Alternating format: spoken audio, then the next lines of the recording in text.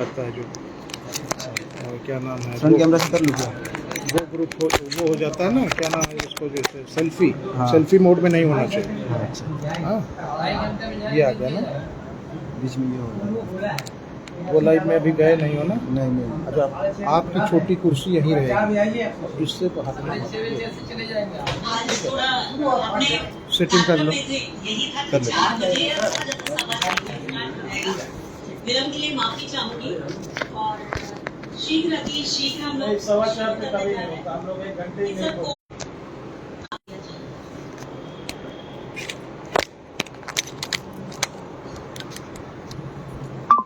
Banner आना चाहिए और मंच में वहाँ तक उर्वशी जी तक जाना चाहिए। वो लाइन में चलेगा क्या क्या?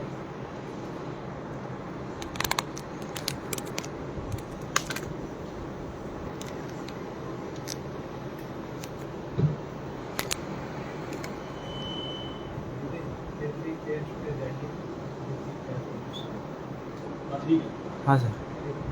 थोड़ा सा और थोड़ा लेफ्ट साइड हल्का सा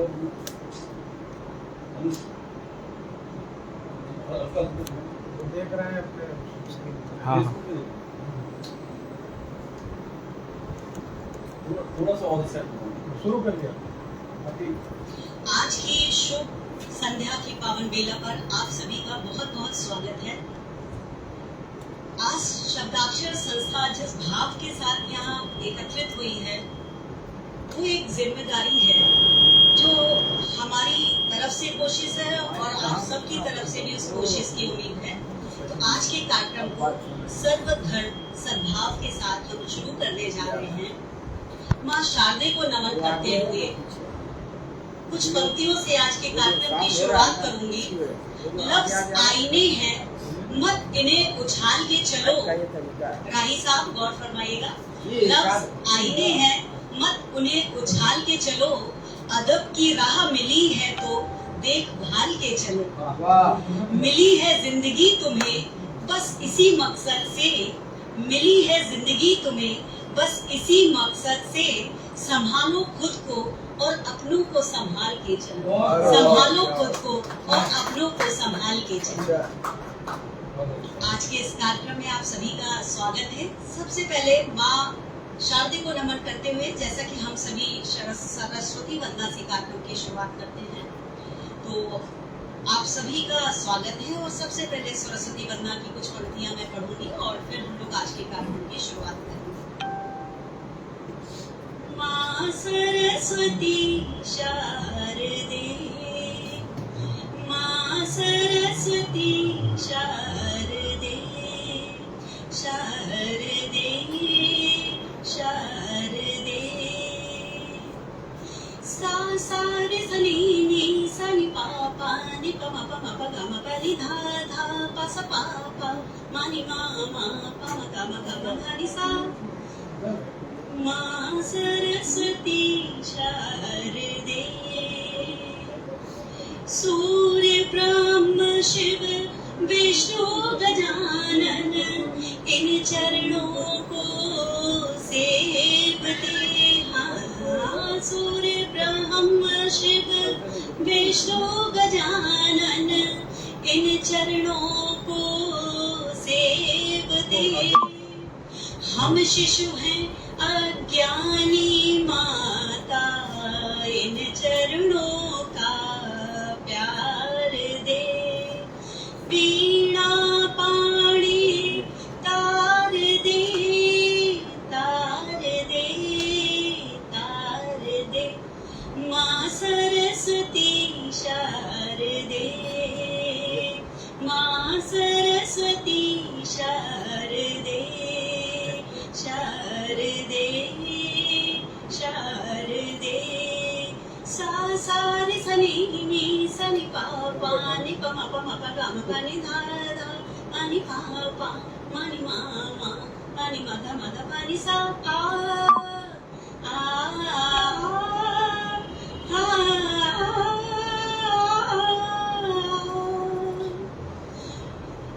मूर्ख नहीं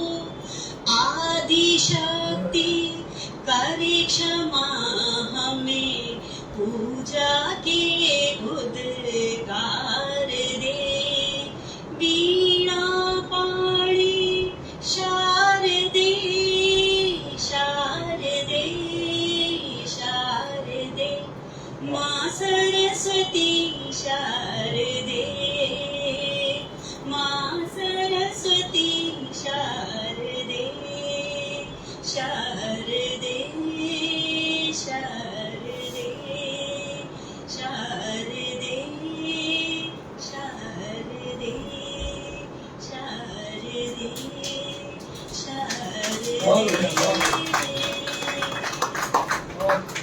धन्यवाद आप सभी का। सबसे पहले कि जैसे कि हर कार्यक्रम की प्रथा है और हमारे राष्ट्रीय अध्यक्ष जी हमेशा इस प्रथा को बढ़ावा भी देते हैं और मैं बिल्कुल इत्तेफाक रखती हूँ। हमारे मंच पर आसीन प्रबुद्ध मंच पर जितने भी महान विभूतियां विराजित हैं उन सबको मेरा सादर नमन। और मैं चाहूंगी कि सबसे पहले माल्यार्पण के द्वारा इन सभी का स्वागत किया जाए।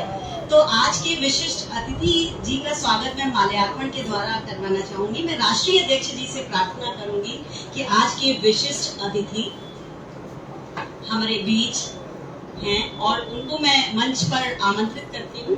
राजौरी साहब के लिए जोरदार तालियों से उनका स्वागत कीजिए। उन्होंने इतना कीमती समय हमारे बीच निकाल कर आए हैं। वो हमारी खुश नसीबी है कि आज सर हमारे बीच हैं और हमें अपना ब्लेसिंग्स देने आए हैं।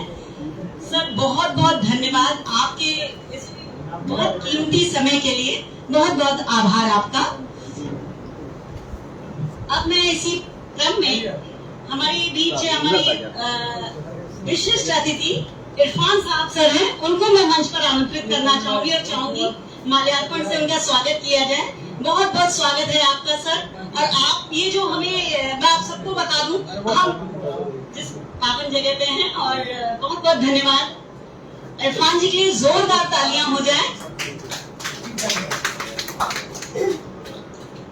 और अब हमारे बीच हमारी राष्ट्रीय उपाध्यक्ष शब्दाक्षर की शकुन त्रिवेदी दीदी जी हैं, उनको मैं मंच पर आमंत्रित करना चाहूंगी और ये सौभाग्य मैं खुद लेना चाहूंगी कि उनका मैं स्वागत कर सकूं।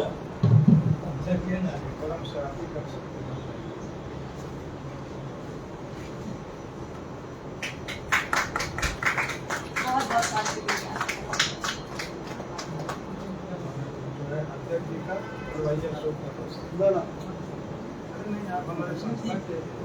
हमारे बीच हमारे पुरुलिया के जिलाध्यक्ष हैं केपी सिंह साहब और बहुत दूर से आए हैं और बहुत समय से आए हैं।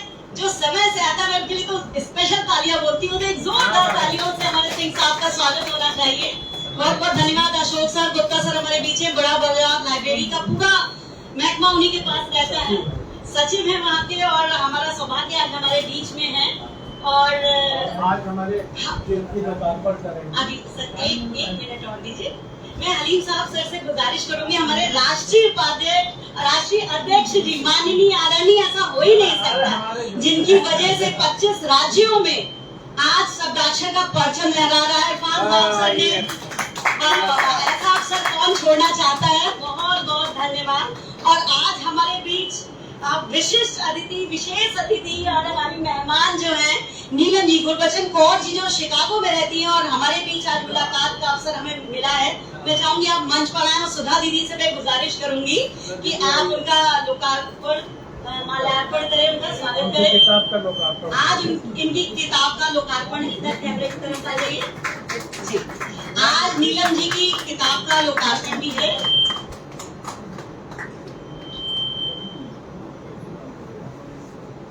अब कार्यक्रम करने से पहले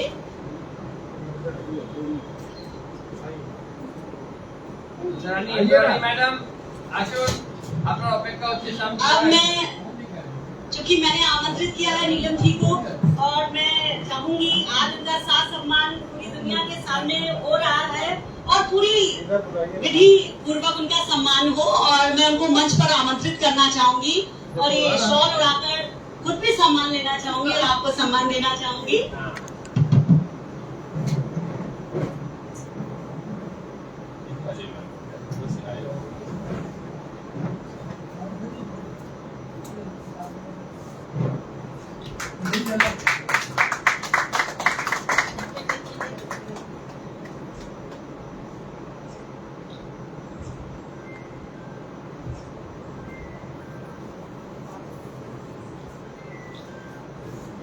और मुझे लगता है आज जो भाव के साथ हम यहाँ पर एकत्रित हुए हैं तो हमारे राष्ट्रीय अध्यक्ष जी से गुजारिश है, ये शांति का सबसे अच्छा प्रतीक है। और मैं ये अध्यक्ष मैं चाहूंगी हमारे बीच हमारे फादर हैं उनको आप इस गुलदस्ते से हमें सम्मान दें और हमारे बीच है, ये हमारे लिए बहुत सौभाग्य की बात है। प्रदेश अध्यक्ष जी का एक विशेष पर्यावरण को समर्थन देने वाला कार्य हुआ है। कि हम लोग इस पौधे से हमारे मुख्य अतिथि जी का सम्मान कर रहे हैं। ऐसे ही हमारे मुख्य अतिथि हमारे फादर सुनील रजेरियो सर, हम लोग इनका सम्मान कर रहे हैं हरियाली से। जी, ये प्रतीक है सद्भावना का। और अब मैं चाहूंगी कि भाभी जी आप आइए, आपको मंच पे आमंत्रित करती हूँ। और ये इस पौधे से, ये जो एक मनी प्लांट है, हमारी शकुन दीदी का स्वागत किया जाए। ये स्नेक प्लांट। हाँ, अच्छा, मैंने मंगाया था तो आया स्नेक प्लांट। हाँ, ये ऑक्सीजन के लिए बहुत अच्छा है। मैं आपको बता दूं, जितने प्लांट्स हैं ये इंडोर प्लांट्स हैं, आप कहीं भी रख सकते हैं इनको। मैम थोड़ा इधर यहाँ पे शकुन दीदी आगे आ जाइए। आइए, रुकिए।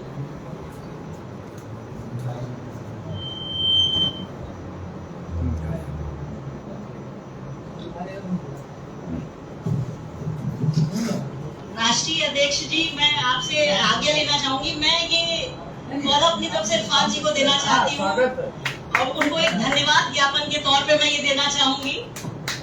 इरफान जी,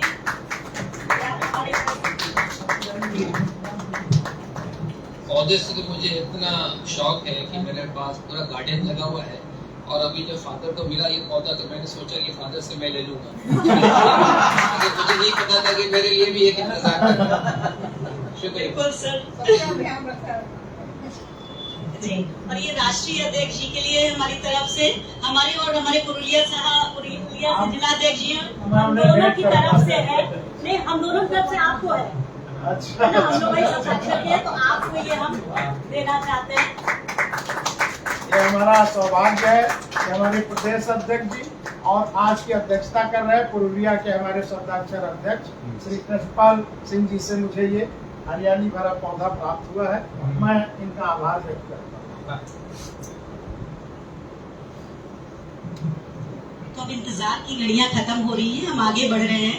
आएगा गुफ्तगू का सलीका तो कम से कम, अतीक सिद्दीकी जी ने कहा है, आएगा गुफ्तगू का सलीका तो कम से कम शायर बहुत जरूरी है खानदान में, शायर बहुत जरूरी है खानदान में। तो आज की काव्य गोष्ठी यहीं से शुरू होने जा रही है और उसकी शुरुआत हम आज पुस्तक के लोकार्पण से करना चाहेंगे। मैं आपको बता दूं, हमारे बीच गुरबचन कौर जी हैं जो शिकागो के निवासी हैं। गुरबचन जी, मैं चाहूंगी हर कोई आपका इस्तेमाल करे, आप यहाँ आइए और कृपया मंच पर। हाँ, गर्मी तो है। तो गुरबचन जी शिकागो की निवासी हैं और हमारे बीच हैं। और इनको कविता लिखने का रुचि बचपन से ही है। पिछले 45 वर्षों से अमेरिका के शिकागो की वासी हैं और सहज भाषा में कविताएं लिखकर ये वहां पर हिंदी का प्रचार प्रसार कर रही हैं। इतना ही नहीं, इन्होंने विदेश में हिंदी भाषा के प्रचार के लिए सन 2010 में हिंदी क्लब वहां पर स्टार्ट किया है और बहुत ही जोर शोर से पूरी ऊर्जा के साथ वहां पर ये इसका विस्तार कर रही हैं। आज हमारा सौभाग्य है कि आज नीलम जी, इनका तकल्लुफ का नाम है, वैसे पूरा नाम आप गुरबचन कौर लिखती हैं। बहुत बहुत स्वागत है, हमारा सौभाग्य है कि आज गुरबचन जी हमारे साथ हैं और इनकी लिखी पुस्तक का लोकार्पण आज विशेष रूप से किया जा रहा है। और ये हमारी आज विशेष मेहमान हैं, तो एक बार जोरदार तालियां हो जाए इनके लिए।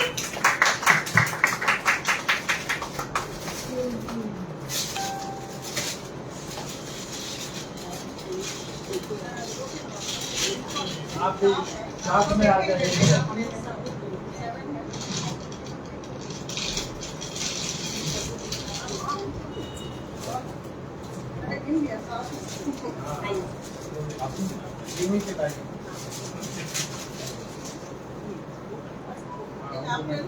आप भी इधर आ जाइए।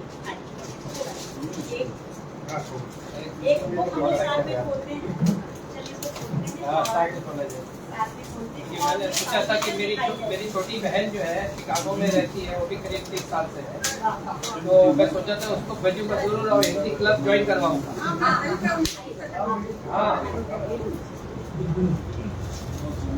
कल के 40 साल से हम सब आज जुगनू कविता संग्रह का लोकार्पण करते हुए अपने आप को सौभाग्यशाली मानते हैं, क्योंकि गुरबचन कौर नीलम जी हमारे देश से आज 7 समंदर पार परचम लहरा रही है हिंदी का, और शिकागो में रह के वो देखिए हिंदी का लेखन करके और ये कविता की किताब उन्होंने पुस्तक प्रकाशित की है। और ये शब्दाक्षर आज गौरवान्वित है कि हम शिकागो के लेखन को अपनी धरती में स्थापित कर रहे हैं और यहाँ से लोकार्पित कर रहे हैं।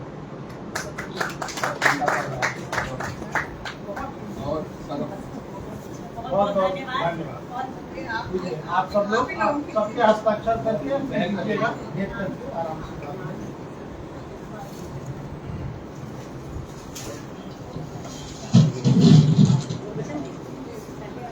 और हमारे जाइए जरा सब दीजिएगा मैडम। हमारे मंच पर 2 अतिथियों को विशेष रूप से मैं लोकार्पण में शामिल करना चाहता हूँ। हमारे हलीम साबिर साहब, अशोक गुप्ता जी, हमारे जो है नहीं हम लोग तो कर चुके, अब इनके हाथों विशेष रूप से होगा। हमारे बड़ा बाजार लाइब्रेरी कोलकाता के ऐतिहासिक लाइब्रेरी के आइए हमारे जो है सचिव साहब, और हम लोग उन्हें भी शामिल करते हैं लोकार्पण में। सभी लोग हम लोग भी खड़े हो जाए सब, है ना? हाँ, क्योंकि हमारे सारे वरिष्ठ लोग शामिल हैं। ये लोकार्पण इस मंच से हो रहा है। शब्दाक्षर सौभाग्यशाली है कि आज शिकागो में रचित शब्दों को भारत में हम लोकार्पित कर रहे हैं।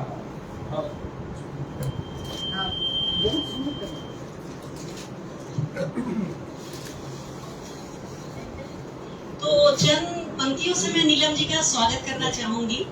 घर मंदिर से नहीं वो कम, तुम रख दो जहाँ पे कदम, सारी दुनिया बिछाएगी फूल। नीलम जी, दिल अपना बिछाएंगे हम, सारी दुनिया बिछाएगी फूल, दिल अपना बिछाएंगे हम। तो आप हमारे बीच नीलम जी हैं, उनसे कुछ बहुत खास हम सुनने जा रहे हैं। इंतजार की घड़ियां खत्म होती। नीलम जी आप आमंत्रित हैं मंच पे, बहुत बहुत स्वागत है आपका। डाइस पे आइए और कुछ अपने खजाने से हमें सुनाइए।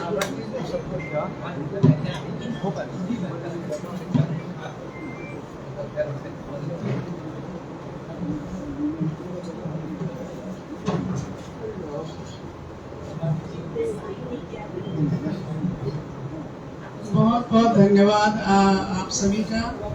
पहले तो मैं आप सबको बैसाखी की बधाइयाँ दे दूं, क्योंकि मैं सरदारनी हूँ और आज बैसाखी है तो मेरे लिए बहुत अच्छा ये बड़ा दिन है। और भी बंगाल का भी शायद आज नया साल है, बैसाखी। तो आप सभी को बहुत बहुत बधाई।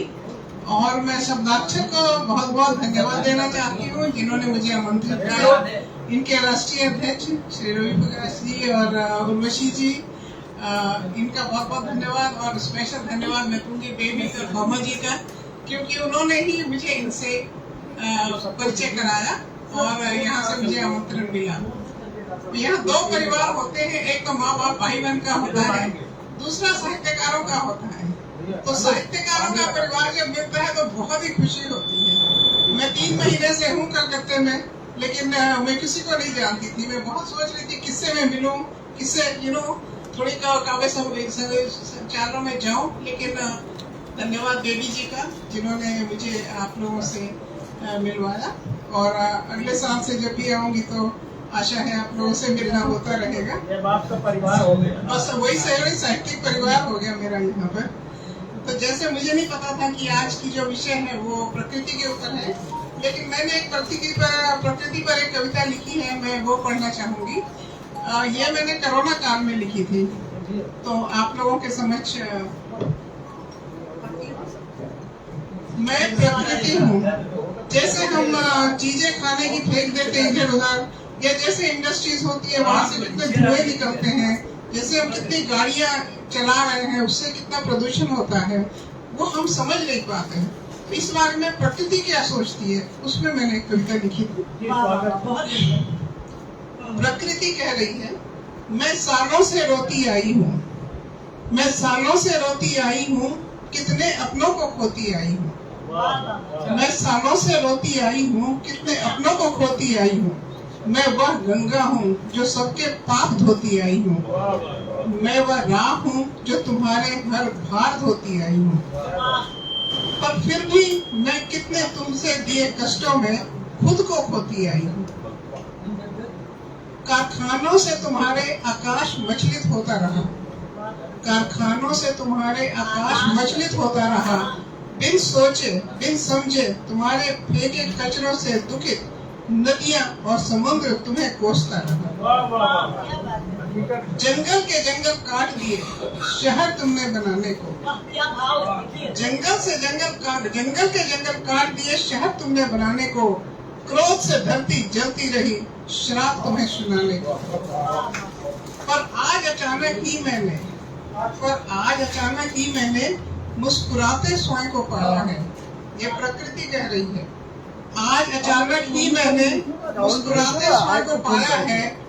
यह भ्रम है मेरा या सच में आज कोई इंसान नजर नहीं आया है। ये कोरोना में प्रकृति के अभाव देखी। नदियां खिलखिला रही हैं, आसमां भी मुस्कुराता है। न मशीनों का धुआं, न गाड़ियों की भगदड़। ये कैसा सौभाग्य मैंने पाया है। मैं प्रकृति हूँ, शायद ईश्वर ने मुझे पुनः गले लगाया है। मैं प्रकृति हूँ, मैंने पुनः सुख पाया है। मैंने पुनः बहुत खूबसूरत भाव था आपका। और भी अपने खजाने से बहुत कुछ बोल रही है। कई विषय पर आपने लिखा होगा, तमाम विषय होंगे आप। ये जो मैंने जुगनू लिखी है कविता, इसके जो शीर्षक है इसको मैं पढ़ देती हूँ। ये मेरी पहली कविताओं में से एक कविता है।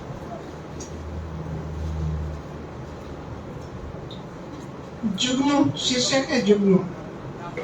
घनघोर तम जब छाता है, घनघोर तम जब छाता है, जग बेसुध हो जाता है। तब ये कौन रोशनी लेकर किसे ढूंढने आता है।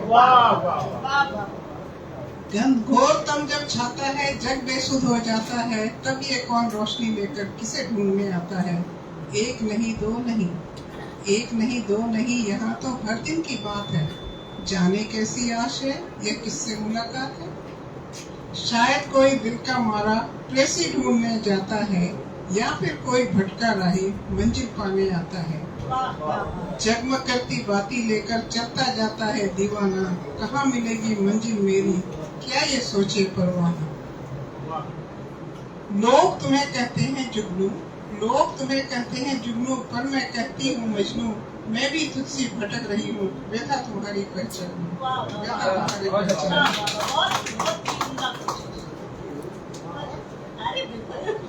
देखिए आप मिलेंगे नहीं, कार्यक्रम तो हम लोग करते रहेंगे। आप कहाँ मिलेंगी बार-बार। एक मैं सुनाती हूँ, बेबस बुढ़ापा।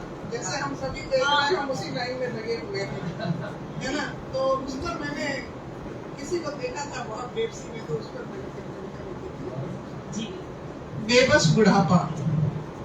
पलंग पर पड़ी लाश की तरह जड़ी, अपनों से दूर ऐसा जीवन नहीं चाहती भगवान। मैं बेबस बुढ़ापा नहीं चाहती। बच्चों को देखने आंखें तरस सी जाएं, हंसना तो रहा दूर, खुलकर रो भी न पाए। नसीबों को मैं कोसना नहीं चाहती, मगर भगवान मैं बेबस बुढ़ापा नहीं चाहती। माँ बार बार पूछे बच्चे खाना खा लिया, खुद न खाकर अपने बच्चों को खिला दिया। अब थाली का इंतजार नहीं चाहती, भगवान मैं बेबस बुढ़ापा नहीं चाहती। बहुत यथार्थवादी है। कहाँ है वो बच्चे, कहाँ है वो हाथ, माँ की सुनी आंखें, जुबां भी न दे साथ। तरसती हर दिन मैं नहीं चाहती, भगवान मैं बेबस बुढ़ापा नहीं चाहती। उंगली पकड़ पकड़ कर चलना जिन्हें सिखाया, उंगली पकड़ पकड़ कर चलना जिन्हें सिखाया। छोड़कर वो ही चल दिए, सब रिश्तों को भुलाया। रो रो के रोज मरना मैं नहीं चाहती, भगवान मैं बेबस बुढ़ापा नहीं चाहती। आज हम बूढ़े हैं, ये अंत में है। आज हम बूढ़े हैं, कल वे भी तो होंगे। आज हम बूढ़े हैं, कल वे भी तो होंगे।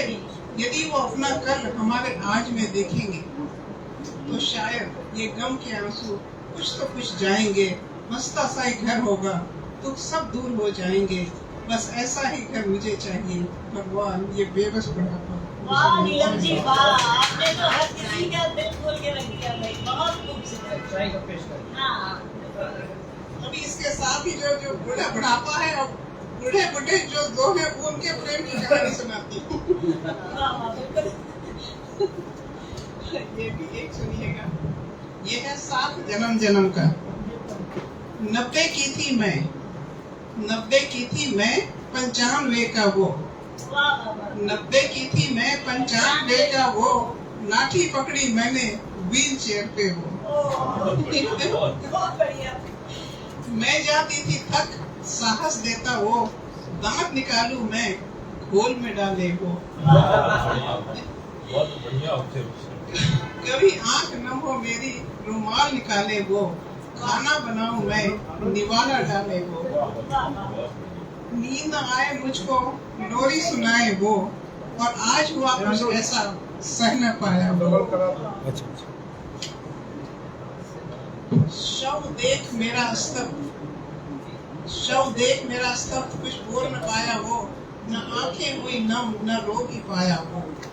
व्हील चेयर धकेल कर मुझ पर गिरा वो, क्षण भर में ही अपना दम तोड़ गया वो। यही है कहानी हमारी, जिसे लिख गया वो, आगे आगे मैं गई, पीछे आया वो। वाह वाह वाह वाह, अंतिम पंक्तियों में आप जाने करके रखी, बहुत खूबसूरत। जोरदार तालियां, उनको भी एहसास होना चाहिए कि आज भास्कर की महफिल ने बार-बार आह्वान मेरी कि आज जा तो चली जाएंगी, आप यहाँ से जा तो रही हैं, लेकिन वापस आने के लिए जाते जाते मैं बच्चों पर भी एक बता के जाती हूँ कि बच्चे कैसे वाह वाह वाह। जैसे समुद्र के किनारे घरौंदा बनाते हैं ना, उसमें एक छोटी सी मैंने कविता लिखी है, वो सुनिए, तो बस मैं लास्ट में सुनाती हूँ। जी जी, स्वागत शीर्षक है, है घरौंदा। बहुत बहुत स्वागत है। बालू का घरौंदा, बच्चों का महल, बालू का घरौंदा, बच्चों का महल, जाने के भीतर कौन करे पहल। मैं जाऊंगा, मैं जाऊंगी, मैं हूँ राजा, मैं हूँ रानी, मैं इस घर की हुई पटरानी। नहीं नहीं, मैं राजा, मैंने इसको साजा, पहले बाजे बाजा, फिर खुले दरवाजा। मैं जाऊंगा भीतर, फिर तुम आओगी भीतर, लेकिन पहले मैं जाऊंगी, लेकिन पहले मैं जाऊंगी, लेकिन जा पाओगी कैसे? ऐसे ऐसे, कैसे कैसे? दोनों के लगे हाथ एक ही साथ, टूट गया घरौंदा, टूट गए सपने, राजा रानी के अपने। बहुत खूबसूरत, बहुत। आपने आम लोगों के बीच में बचपन से लेकर बुढ़ापे तक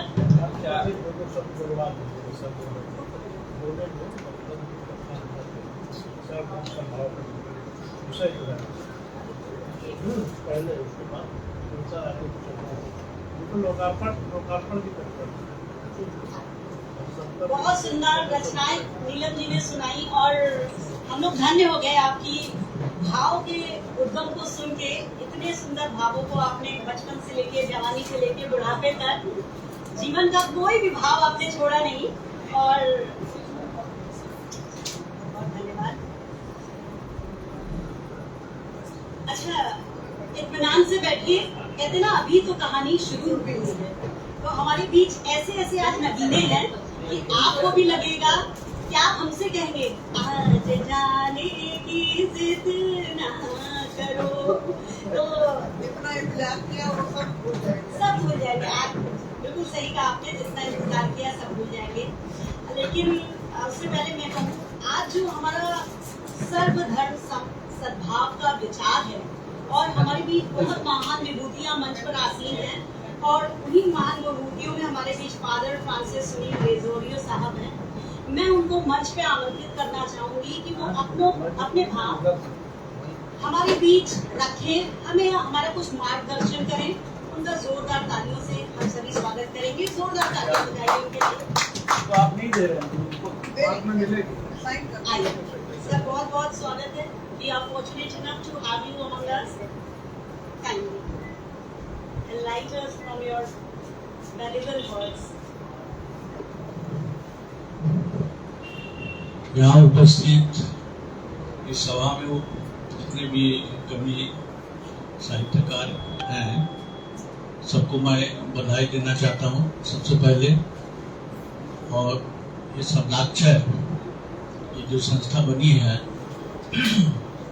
कलकत्ता शहर के जितने कवि साहित्यकार है उनको एक प्लेटफॉर्म पर लाने की, इसके पीछे हमारे भाई साहब है प्रताप, इसके अध्यक्ष। रवि का अर्थ होता है सूर्य, प्रकाश देने वाला। अभी हम जिस तरह के युग में जी रहे हैं, चारों तरफ अंधकार है, अंधेरा है, तो उस अंधेरे में प्रकाश देने वाले हमारे रवि है। और प्रताप का हमें गर्व होना चाहिए, इसका भी एक अच्छा अर्थ है। हम सबों को प्रतापी होना है, तभी अंदर का जो जोश है वो हम बाहर निकाल सकते हैं। एक दूसरे के करीब भी हम आ सकते हैं। सर्वधर्म समभाव का जो विषय है ये बहुत गंभीर विषय है, और आज के संदर्भ में हमें सर्वधर्म के भावों को लेकर चलना है। धर्म नहीं सिखाता आपस में बैर, धर्म सिखाता है प्रेम का। हम एक दूसरे को प्रेम करें, प्यार से एक दूसरे को अपनाएं, कहीं भी हिंसा और झगड़ा, दंगा फसाद न फैलाएं। ये धर्म का मूल लक्ष्य है कि हम अपने अंदर मानवता को पनपने दें और मानवता के लिए अपने जीवन को संभालें और दूसरों तक हम जाएं। हजारी प्रसाद द्विवेदी हमारे बहुत बड़े एक साहित्यकार है। उनके एक निबंध में उन्होंने लिखा था, मनुष्य ही साहित्य का लक्ष्य है। और जब हम सर्वधर्म की बात करते हैं तो हमें इसे लेकर चलना है कि मनुष्य ही सर्वधर्म समभाव का लक्ष्य है। मनुष्य को हम सर्वधर्म समभाव के लक्ष्य से अगर हटा दें तो धर्म किस काम का है? अगर धर्म को हम मनुष्य तक नहीं पहुंचाए, हर धर्म के अपने अपने मूल्य बोध होते हैं, लेकिन धर्म के नाम पर अगर हम दीवार खड़ा कर दें और हमारे जो जात पात है उसको बांटे, तो ये धर्म कभी भी पूरा नहीं हो सकता हमारे लिए। हम फंडामेंटलिस्ट हो जाएंगे। आज के जमाने में हमें ऐसे काम करना है, हर धर्म के लोग करते हैं, प्रेम, सद्भाव, आपसी मिलन। जब कभी जैसे कि बंगाल को कहा जाता है 12 मास 13 पार्वण, तो मैं तो यहाँ इस बंगाल में करीबन 50 साल से हूँ, तो मैं देख रहा हूँ यहाँ सिर्फ 13 पार्वण है, 14, 15, 16 पार्वण আছে, 20 पार्वण আছে ना। और अब तो पर्वों का एक मेला लगा हुआ है, हर दिन कुछ ना कुछ होता ही रहता है। जैसे कि आज हमारी दीदी ने कहा, चिकागो से आई है, कि नया वर्ष, बंगाल का नया वर्ष। तो हमारे देश में इतने सारे धर्म है, यहाँ की जो संस्कृति बहुत ही मजबूत है, और वैश्वीकरण का जो एक सिलसिला पूरे विश्व में फैला हुआ है। तो मैं अपने अनुभव से कह सकता हूं कि भारतवर्ष एक बहुत ही अच्छा और पावरफुल देश है, जो कि इस शक्ति को आगे बढ़ा सकता है। कुछ इन्हीं गुने लोग हैं जो कि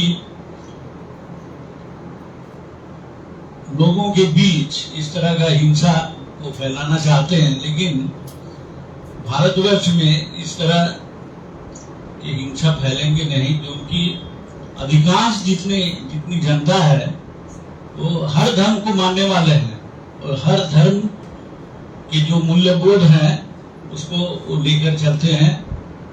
और किसी भी पड़ोस में आप चले जाएं, वहाँ हर धर्म के लोग रहते हैं, जीते हैं, वहाँ शांति है, किसी प्रकार का कोई झमेला है नहीं, वहाँ दीवारें खड़ी नहीं है, सब मिलजुल कर रहते हैं, निवास करते हैं। ये जो विभाजन का जो मसला है वो मीडिया बहुत हद तक उसको लोगों में जहर फैलाता रहता है, तो इसलिए मीडिया के खिलाफ हम लोगों को सामने आना है और जो सच्चाई है, सच्चाई को लोगों के बीच ले जाना है। सत्य अहिंसा के भाव को हमारे गांधी जी, हमारे गुरु, हमारे जो नेता रहे, जिन्होंने आजादी की लड़ाई में अपने जीवन को पूर्णतः न्यौछावर कर दिया था, अंततः 27 जनवरी 1948 के दिन उन्होंने अपने भाषण में कहा था कि हमने तो राजनीतिक तौर से आजादी पा ली है, लेकिन अभी तक हम आजाद हुए नहीं, क्योंकि सामाजिक तौर से, आर्थिक तौर से, नैतिक तौर से हम आज भी पराधीन हैं, हम दास बने हुए हैं। जब तक यह देश सामाजिक, आर्थिक, नैतिक, आध्यात्मिक रूप से आजाद नहीं होगा तो हम नहीं कह सकते हैं कि हमने आजादी हासिल की है। इसलिए सर्वधर्म समभाव की बहुत ही आवश्यकता है हमारे जीवन में। हम जिस किसी धर्म के हो, मैं क्रिश्चियन हूँ, हमारे भाई साहब मुस्लिम हैं, हमारे हिंदू भाई बहन सब हैं, और मैं तो वहाँ से अपने सिख धर्म से है। और मैं जब हिंदी की पढ़ाई करने गया था इलाहाबाद यूनिवर्सिटी, अब तो प्रयागराज हो गया उसका नाम, तो वहाँ मेरे क्लास में करीबन 200 छात्र छात्राएं रही और उनके बीच में मैं अकेला एक क्रिश्चियन था, 1%। और हमने कभी सोचा नहीं कि मैं इनसे अलग हूं, जिस भाषा में बोलते हैं मैं भी कहता हूं, वो कविता करते हैं तो मैं भी कविता करता हूं, लिखता हूं।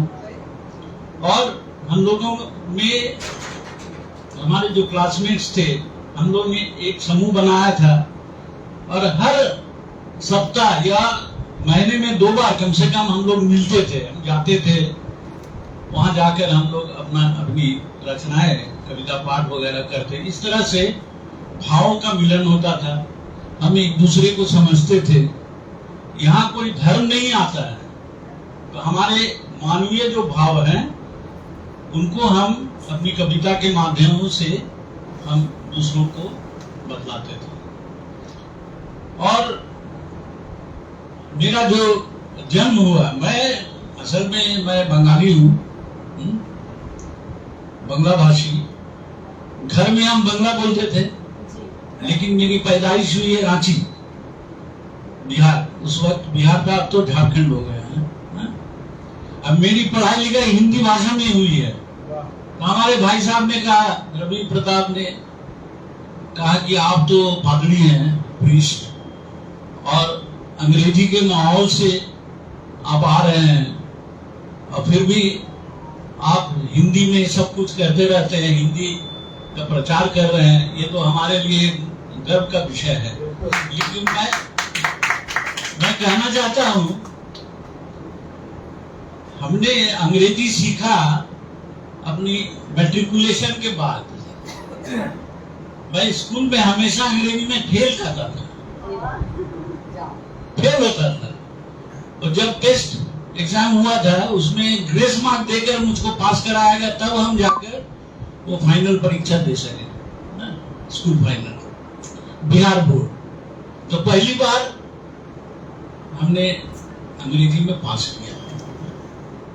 और कलकत्ता तब चला आया मैं 1968 को 1968 सेंट जेवियर्स कॉलेज। वहाँ हमने प्री यूनिवर्सिटी में दाखिल किया अपने आप को, और वहाँ जितने छात्र वगैरह थे हमारे साथ क्लास में तो अंग्रेजी में बोलते थे। मैं जहाँ रहता था पार्क सर्कस 50 सर्कस एवेन्यू, वहाँ भी जितने छात्र थे वे अंग्रेजी में बोलते। उन लोगों ने मुझको अंग्रेजी बोलना सिखाया है, कोलोकियल भाषा। किसी क्लास, किसी कॉलेज या स्कूल से हमने अंग्रेजी नहीं सीखी है। ये जो छात्र जो भी स्कूल में पढ़ते थे उनसे, उनके साथ मुझे अंग्रेजी में बोलना पड़ता था 50 सर्कस एवेन्यू। और क्लास में जब मैं बैठता था, ये सारे छात्र आए हुए थे सेंट्रल आईसीएस, हावड़ा से और भी जितने स्कूल थे वहाँ से, और वो अंग्रेजी में बोलते थे। वहाँ चाइनीज स्टूडेंट थे और भी दूसरे समाज से आए हुए थे। तब हमने अंग्रेजी सीखी। और भाषा सीखने के लिए एक लगन होनी चाहिए। अगर लगन ना हो, जोश ना हो, तो आप भाषा नहीं सीख पाएंगे। तो हिंदी के साथ साथ अंग्रेजी भी सीखी हमने।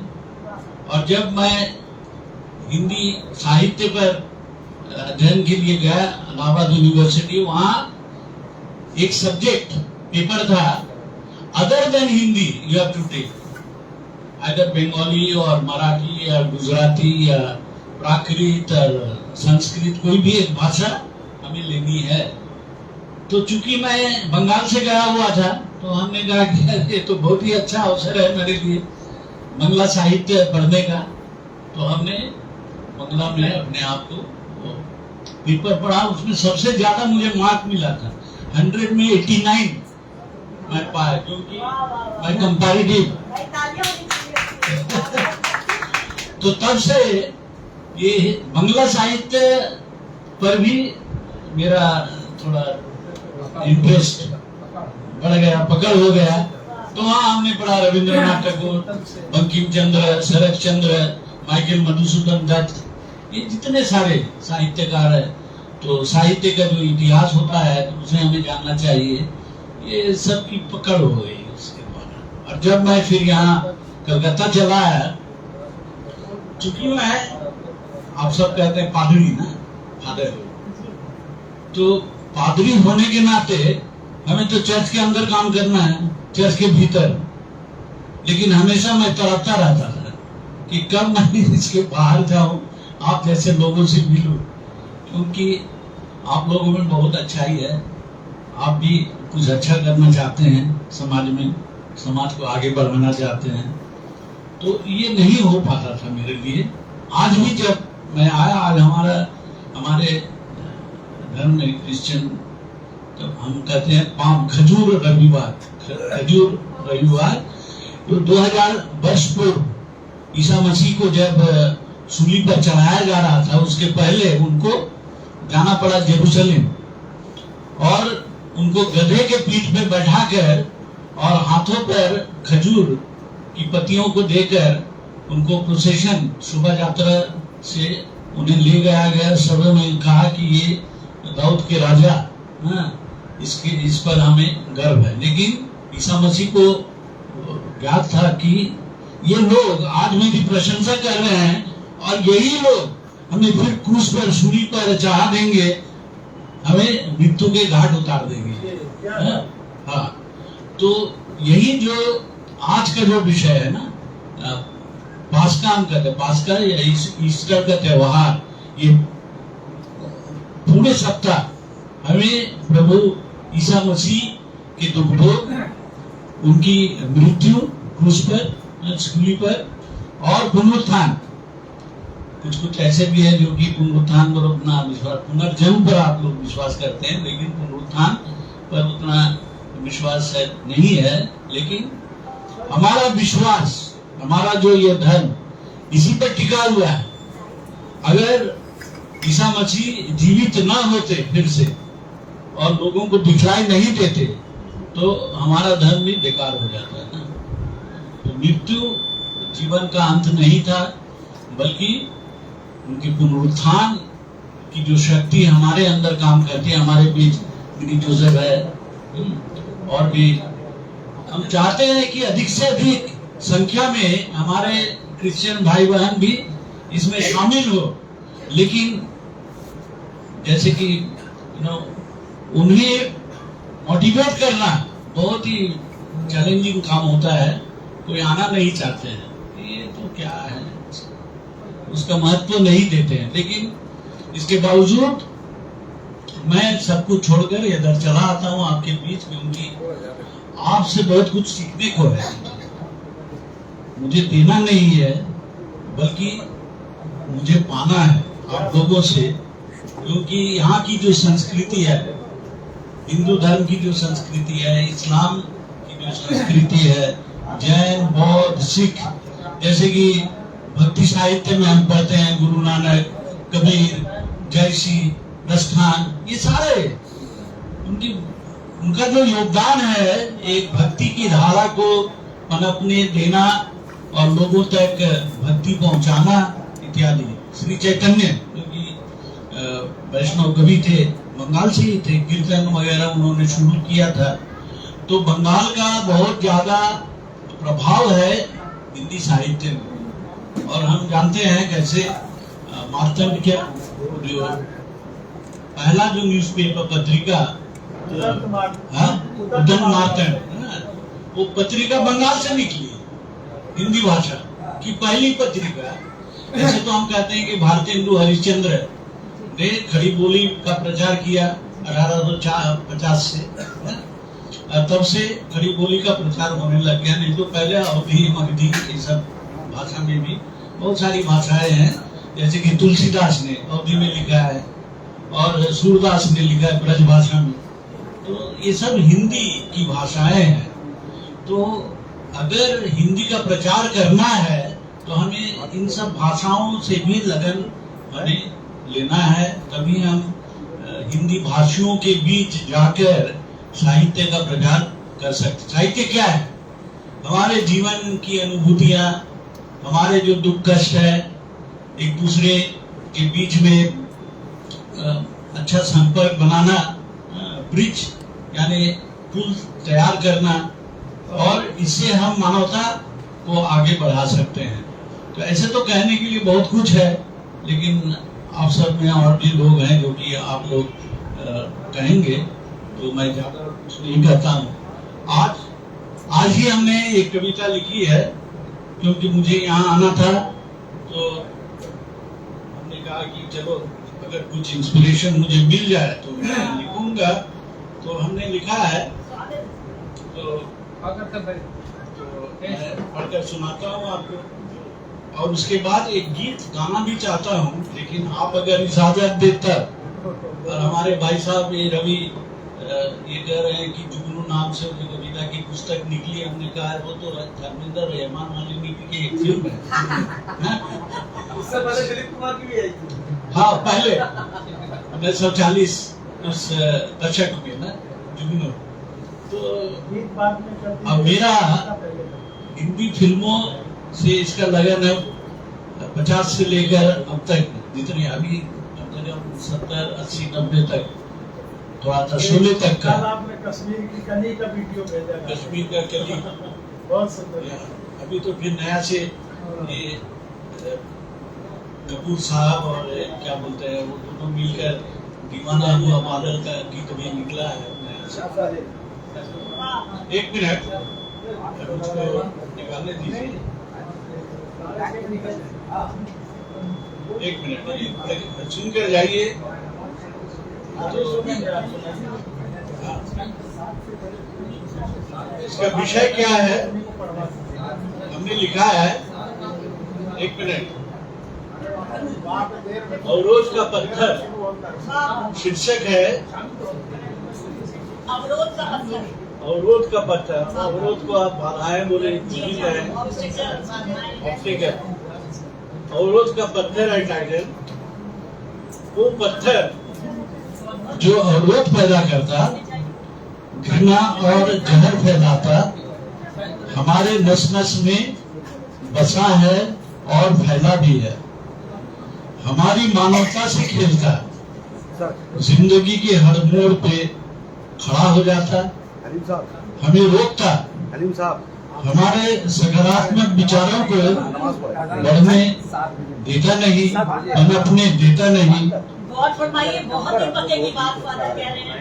आज सारा जहां, एक मिनट थोड़ा यहाँ सुनिएगा, कविता पढ़ने के समय अगर बातें हो वो नसीर राही जी, तो ये जो एक ये रहता है, जोश रहता है ना, वो खत्म हो जाता है। हाँ, पीछे जो है आप लोग, अरे आप भी तो कवि है ना, सुनिए ना थोड़ा, मेरी भी कविता सुनिए। सभी लोग सुनिए। आपकी कविता हमने सुनी वहाँ अमेरिकन वाला इसमें, हाँ? बहुत अच्छी तरह से आपने कहा, लेकिन आप तो बात कर रहे हैं ना। सुनिए सुनिए। स्वागत है सर। हमारे सकारात्मक विचारों को बढ़ने देता नहीं, पनपने भी नहीं देता। आज सारा जहां हिंसा, अन्याय और शोषण का शिकार है। हमारी विचारधाराएं संकीर्ण हो रही, एक मानवता एवं मानवता विरोधी होता जा रहा है। कैसे हम उन मौलवादी विचारों से अलग हटकर अपने प्यार और इंसानियत के बीज बोए, जो हमें एक दूसरे से जोड़े, एक दूसरे के संपर्क में बाधाएं उत्पन्न न करे। आखिर हम उन्हीं के सदृश हैं, यानी अहम ब्रह्मास्मि। उनका रूप हमें अस्तित्व देता है। अहंकार, ईर्ष्या और द्वेष का पत्थर घातक है, हमारे जीवन में बाधा है। हम युद्ध और अशांति फैलाने के पत्थर से लड़ते जाएं, जो हमारी इज्जत और अधिकारों से खेलते हैं। ऐसी शक्तियां जो हमारे आध्यात्मिक, नैतिक, सांस्कृतिक मूल्यबोधों के खिलाफ है। ऐसे पत्थर जो समाज में विधवाओं और कमजोर नारियों को वासना और स्वार्थ के कगार ले जाते। हमारी कोशिशें रहेगी कैसे हम उन विनाशकारी पत्थरों को हटाएं अपनी मानसिकता से, अपने विचारों से, ताकि हम मिलजुल कर एक नए समाज के उद्भव में कदम बढ़ा सके, सबके साथ एक मन, एक दिल, दिमाग से।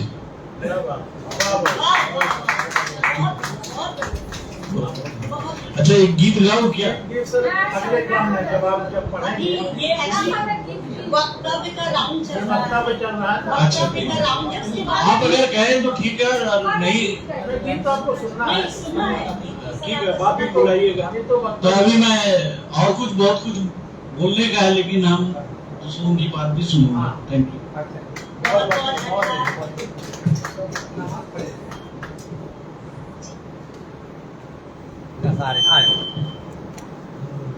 फादर रेजारियो ने हमें बहुत ही मुझे कहना चाहिए ज्ञान की बातें हमारे सामने रखी हैं, और हमारे लिए उनका अभिवादन, जैसे आज हमारे बीच चिराग की रोशनी बढ़ती जा रही है। फादर, आपने बहुत सी बातें ऐसे बोली, ऐसी बताई कि आपको सुनकर ऐसे लगा कि हम वाकई किसी प्रीस्ट को ही सुन रहे हैं, और आप हमारे बीच हैं, ये हमारा सौभाग्य है। बहुत बहुत जोरदार तालियां हो जाए फादर के लिए। रोज से सर ने बात बोली और मुझे दो पंक्तियां याद आई हैं, और बिना समय गंवाए मैं अगले क्रम में मैं अशोक गुप्ता जी, जो हमारी बड़ा बाजार लाइब्रेरी के सचिव हैं, उनको आमंत्रित करूंगी और मैं दो पंक्तियां बोल दूं। बस एक ही ठोकर में गिर जाएंगी दीवारें, बस एक ही ठोकर में गिर जाएंगी दीवारें, आहिस्ता जरा चलना, आहिस्ता जरा चलना, शीशे के मकानों में आहिस्ता जरा चल। बस ऐसे ही रिश्ते हो गए हैं आजकल के। देखिए कितने भाव हैं, जो फादर ने बात रखी है उसी भाव से मेरे अंदर भाव आया। बस एक ही ठोकर में गिर जाएंगे दीवारें, आहिस्ता जरा चलना, शीशे के मकानों में। बस ऐसे ही रिश्ते हैं, और इन्हीं पंक्तियों के साथ मैं अशोक गुप्ता सर को आमंत्रित करना चाहूंगी, और हमारे बीच हैं, और बहुत अच्छा सुनने को हमें मिलेगा। गुप्ता जी, आपका बहुत बहुत स्वागत है। शब्दाक्षर संस्था में आपने टाइम दिया, हमारा सौभाग्य है। आइए। सर्वधर्म सद्भाव पर आज हमारा विषय है, और उस पर कुछ सुनना चाहेंगे आपसे।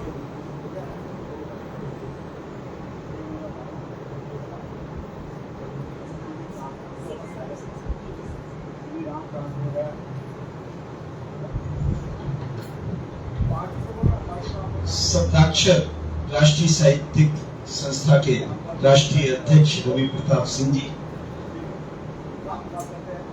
उपाध्यक्ष चली गई है, और प्रदेश अध्यक्ष डॉक्टर उर्वशी श्रीवास्तव जी, पुरुलिया से पधारे कृपाल शंकर जी,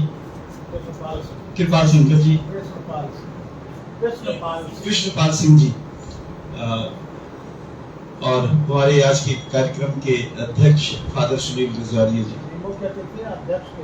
अध्यक्ष मैं क्षमा चाहता हूँ, मुख्य अतिथि फादर सुनील गुजारिया जी, और आज जिनकी पुस्तक का यहाँ पे विधिवत लोकार्पण हुआ है, नीलम जी, जो आप शिकागो से पधारी।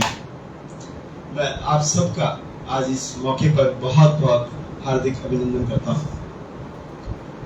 शब्दाक्षर ने बहुत कम समय में एक अंतर्राष्ट्रीय संस्था का रूप ले लिया है। जैसा कि आज रवि प्रताप जी ने बताया कि इस कार्यक्रम को 52 देशों में इसका प्रसारण किया जा रहा है और पूरे भारत में इसको प्रतिष्ठित ये संस्था है, और 143 जिलों में लगभग इनकी शाखाएं हैं, और इतने कम समय में पूरे राष्ट्रीय स्तर में जो इनके संस्थापक अध्यक्ष रवि प्रताप सिंह जी के नेतृत्व में जो कार्य हुआ है, ये साहित्यिक साधना, साहित्यिक कार्य के लिए मैं उनको बहुत बहुत बधाई देता हूँ।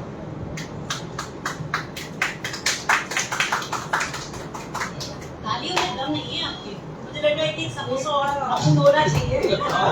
हो सकता है अभी चाय शब्दाक्षर के बारे में आज मेरे को बहुत अच्छी पंक्तियां मिली। आपके ही एक लेखक हैं निशांत सिंह जी, उनकी एक रचना उन्होंने जिसमें शब्दाक्षर का अर्पण उन्होंने किया। देखिए मैं उनके दोहरा रहा हूँ। ज्ञानी हूँ मैं अटल अभिमानी भी, लेकिन था मैं अधूरा, जब मिला शब्दाक्षर हो गया ज्ञान पूरा। शाम सवेरे सड़कों पर अनगिनत पल व्यर्थ होताए हैं, जीवन का समय अनमोल है, शब्दाक्षर ने बताया है, शब्दाक्षर ने ही जीना सिखाया।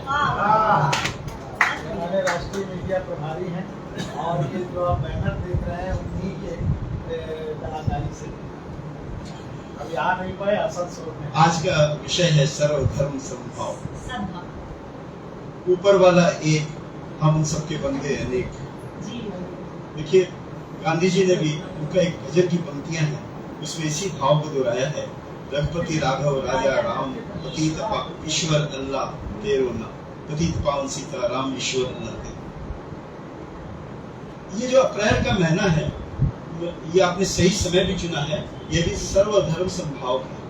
इस महीने हमने पहले भारतीय नववर्ष मनाया, उसके बाद ईद मनाई, उसके बाद में हमने रामनवमी मनाई, आज वैशाखी है, फिर कल परसों जो है बंगला नववर्ष है, और उसके बाद में जो ईस्टर त्योहार और गुड फ्राइडे।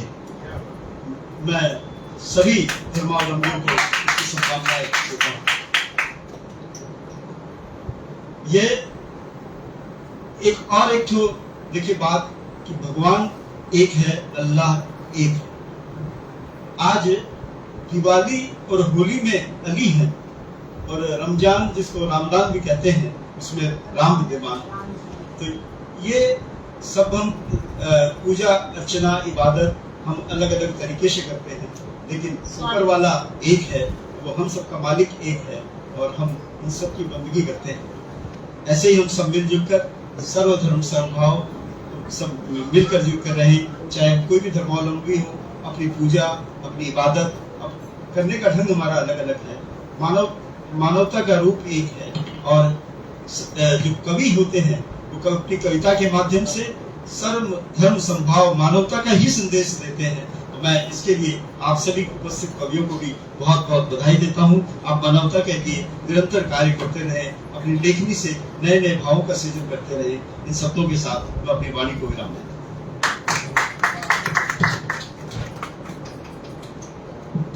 बहुत बहुत धन्यवाद अशोक गुप्ता जी, इतने सरल स्वभाव के हैं, और उनकी मुस्कुराहट ही बताती है उनकी सरलता। वाह। और उतने ही प्यारे भाव आपने रखे। बहुत कम शब्दों में आपने अपनी बात कही, लेकिन बहुत बहुत धन्यवाद, आपने अपना मूल्यवान समय हमें दिया। अब इसी क्रम में हमारे बीच काफी वरिष्ठ कवित्री शकुन त्रिवेदी दीदी जी हैं, और मैं उनका आभार करना चाहूंगी और बुलाना चाहूंगी।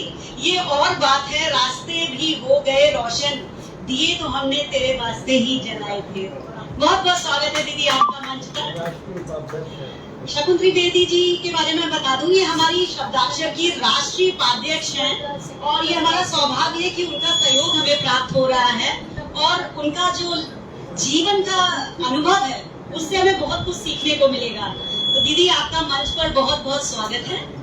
जोरदार तालियों से स्वागत कीजिए। देखिए, ताली बजाने से आपके अंदर भी एक ऊर्जा का संचार होगा, तो अपने आप को ऊर्जावान बनाते रहिए।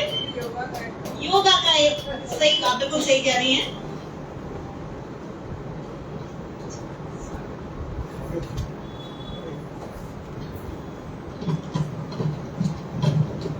सबसे पहले तो मैं शब्दाक्षर के जो राष्ट्रीय अध्यक्ष है, वो राष्ट्रीय अध्यक्ष आप लोगों के लिए है, लेकिन मेरे लिए तो छोटा भाई है, और उसकी बड़ी बहन होने के नाते उसकी तरक्की, उन्नति, प्रगति, सफलता हमेशा हम कामना करेंगे कि वो ऐसे ही मेहनत करते रहे, आगे बढ़ते रहे। और उसने हमको, मैं बाहर में थी, बड़े हक से फोन करके बोला आपको उपाध्यक्ष बनाएंगे।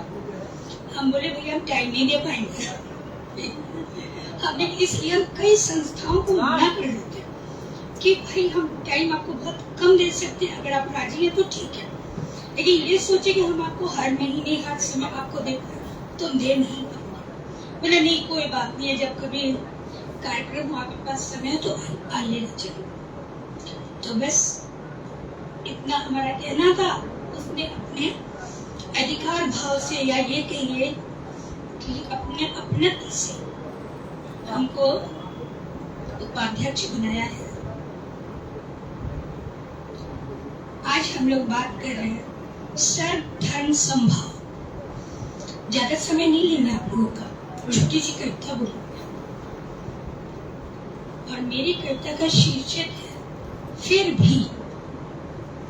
आप लोग तो देख ही रहे हैं कि हर समय हम लोगों को कुछ ना कुछ गड़बड़ देखते रहना पड़ता है, तो कई बार बहुत सारे सवाल आते हैं मन में, जिनका जवाब भी हमने खुद ही दिया है। वो सवाल भी हैं, उन सवालों को हम आप लोगों के सामने में रखेंगे, क्योंकि वो सवाल क्या है, किसी के भी मन के उद्गार हो सकते हैं।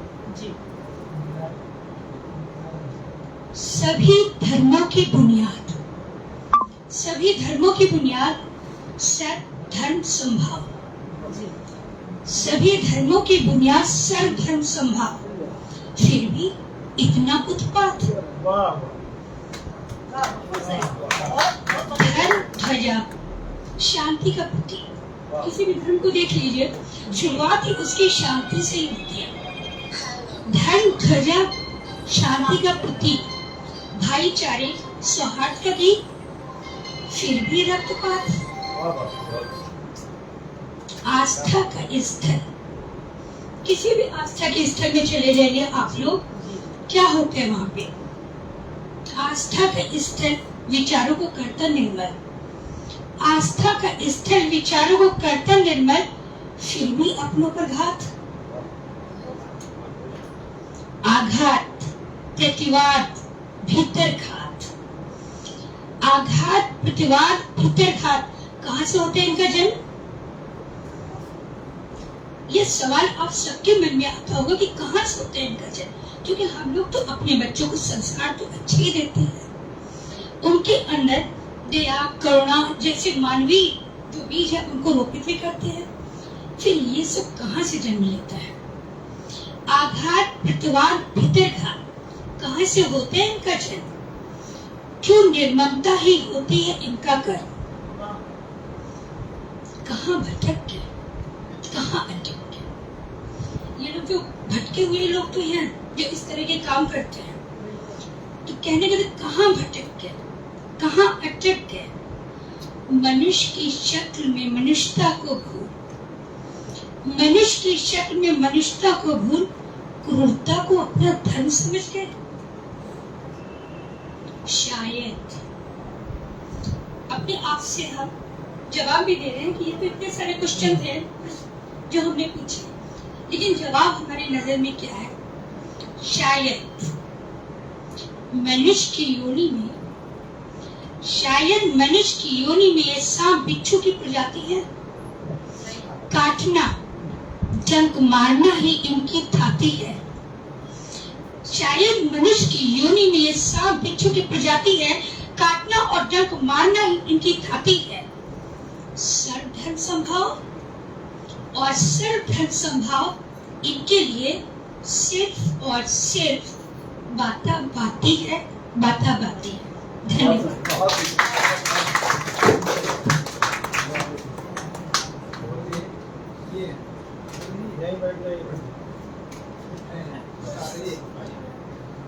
मुझे पढ़ा दिए सारे से वादा किया था वहाँ भी देर लगे। शकुन दीदी ने बताया कैसे कविता के माध्यम से कम शब्दों में हम अपनी बात कितनी सुंदरता से रख सकते हैं, और बहुत ही मर्म स्पर्शी आपने बातें बोली हैं। और जैसा कि गुप्ता सर ने कहा और शकुन दीदी ने कहा, एक्चुअली भारत जितना अमीर देश कोई भी नहीं है, और सबसे ज्यादा ये चैत का महीना हमें कहता है हिंदू, मुस्लिम, सिख, ईसाई। जैसा हमने कहा होली, रमजान, गुड फ्राइडे, बैसाखी सब इसी महीने में है। तो ऐसे देश में पैदा होना हमारे लिए बहुत गर्व की बात है। एक बार जोरदार तालियां हम सभी के लिए। जी सर, इतना रंग बिरंगी फुलवारी तो कहीं भी नहीं मिलेगी आपको। एक भाषा है और शब्दाक्षर उसका एक नेतृत्व कर रहा है आगे बढ़ बढ़ के कि कैसे, देखिए सर्वधर्म संभाव, कहाँ कोई आजकल सोचता है ये सारी बातें। और मैं रवि प्रताप जी, हमारे राष्ट्रीय उपाध्यक्ष माननीय आदरणीय को तहे दिल से धन्यवाद देना चाहूंगी कि आज आपने ऐसा मंच यहाँ पर प्रस्तुत किया है जहाँ पर हम सब इकट्ठे होकर इस बात पर कितनी सहजता से अपने भाव रखते हैं। ये बहुत बड़ी बात है। लोग डर रहे हैं किसी से कुछ भी बात करने में, और आपने ये जो मंच दिया है लोगों को अपना दिल खोल के रखने के लिए, वो भी पॉजिटिविटी के साथ। आप देखिए कितनी बड़ी बात है। तो हमारे बीच हलीम साबिर साहब हैं, और सर मैं माफी चाहूंगी, थोड़ा सा आपसे समय उधार मांगूंगी। इरफान साहब, और बहुत जल्दी जल्दी बस ये वक्तव्य खत्म होगा, वक्तव्य वाला ही खत्म होगा। पहली मैं आपसे शुरुआत करूंगी। बस मैं कहूंगी, सर ने कहा था अभी मैं आता हूँ, इरफान जी ने कहा था, तो मैं कह रही हूँ जब से वह गए हैं अभी आते हैं, कोई आता है तो समझता हूँ कि वही आते हैं। इरफान जी का बहुत बहुत स्वागत है मंच पर, आइए और आपके भाव हम सुनना चाहेंगे।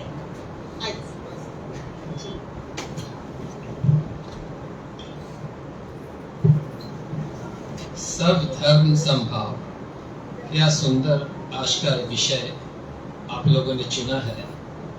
अभी हमारा देश जिस युग से गुजर रहा है, मैं समझता हूँ कि ये टॉपिक बहुत ही इम्पोर्टेंट विशेष टॉपिक है। और इसके साथ पहले तो मैं अपने तहे दिल से शुक्रिया अदा करूँ आप लोगों का, ऑर्गेनाइजर्स का, और जो हमारे ऑडियंस हैं उन लोगों ने सब वक्त निकाला आज इस मौके से यहाँ आए।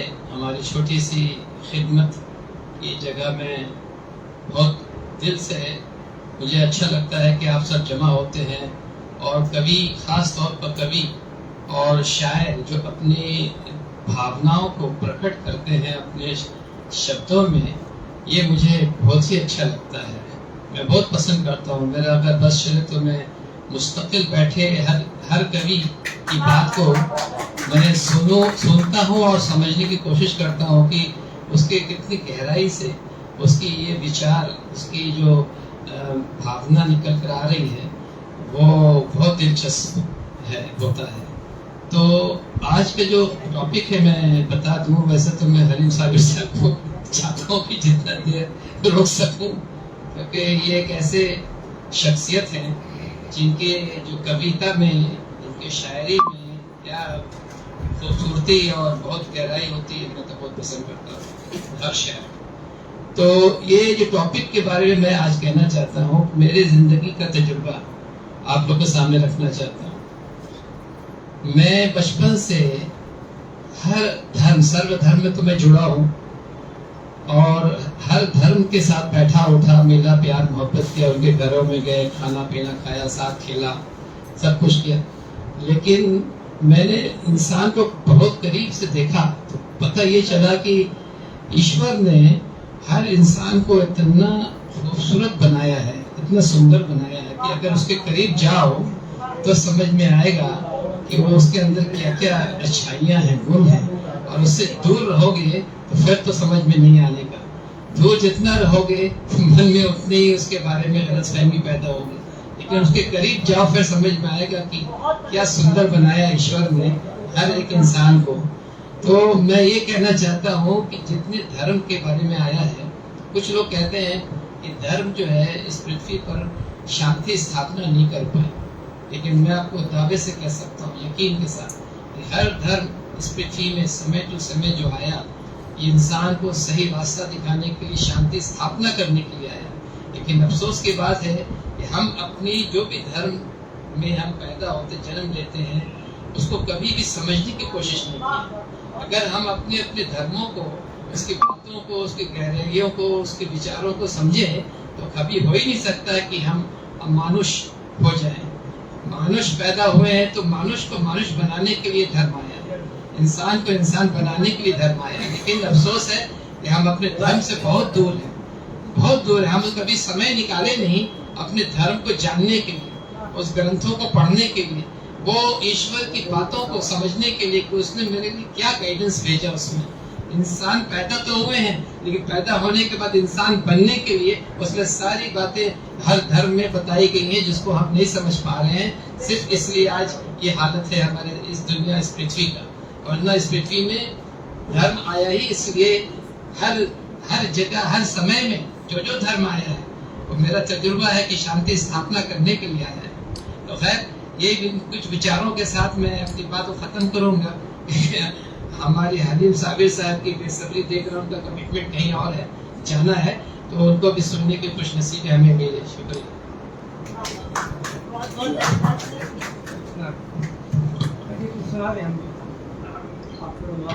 बस इजाजत दे तो अब तक अपने 2 लोग रह गए हैं जी। तो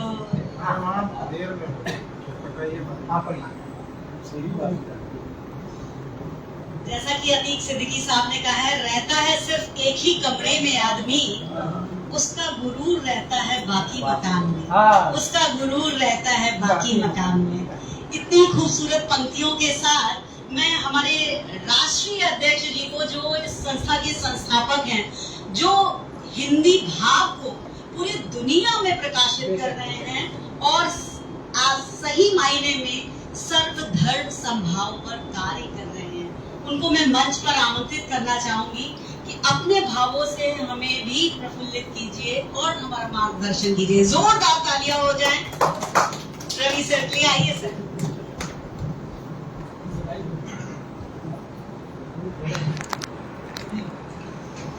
आज इस सारस्वत मंच पर उपस्थित हमारे सर्व धर्म संभाव की विचारधारा में अपने भाव पुष्प अर्पित करने के लिए उपस्थित हुए, बहुमूल्य समय देकर हमारे आज के कार्यक्रम के मुख्य अतिथि आदरणीय फादर सुनील रजविया साहब, हमारे आज के कार्यक्रम के विशिष्ट अतिथि इरफान शेख साहब, और हमारे मंच की शोभा बढ़ा रही हमारी संस्था के उपाध्यक्ष आदरणीय शकुन त्रिवेदी दीदी, बहुत सुंदर संयोजन के साथ संचालन का भार दायित्व निर्वहन कर रही हमारी ऊर्जित शख्सियत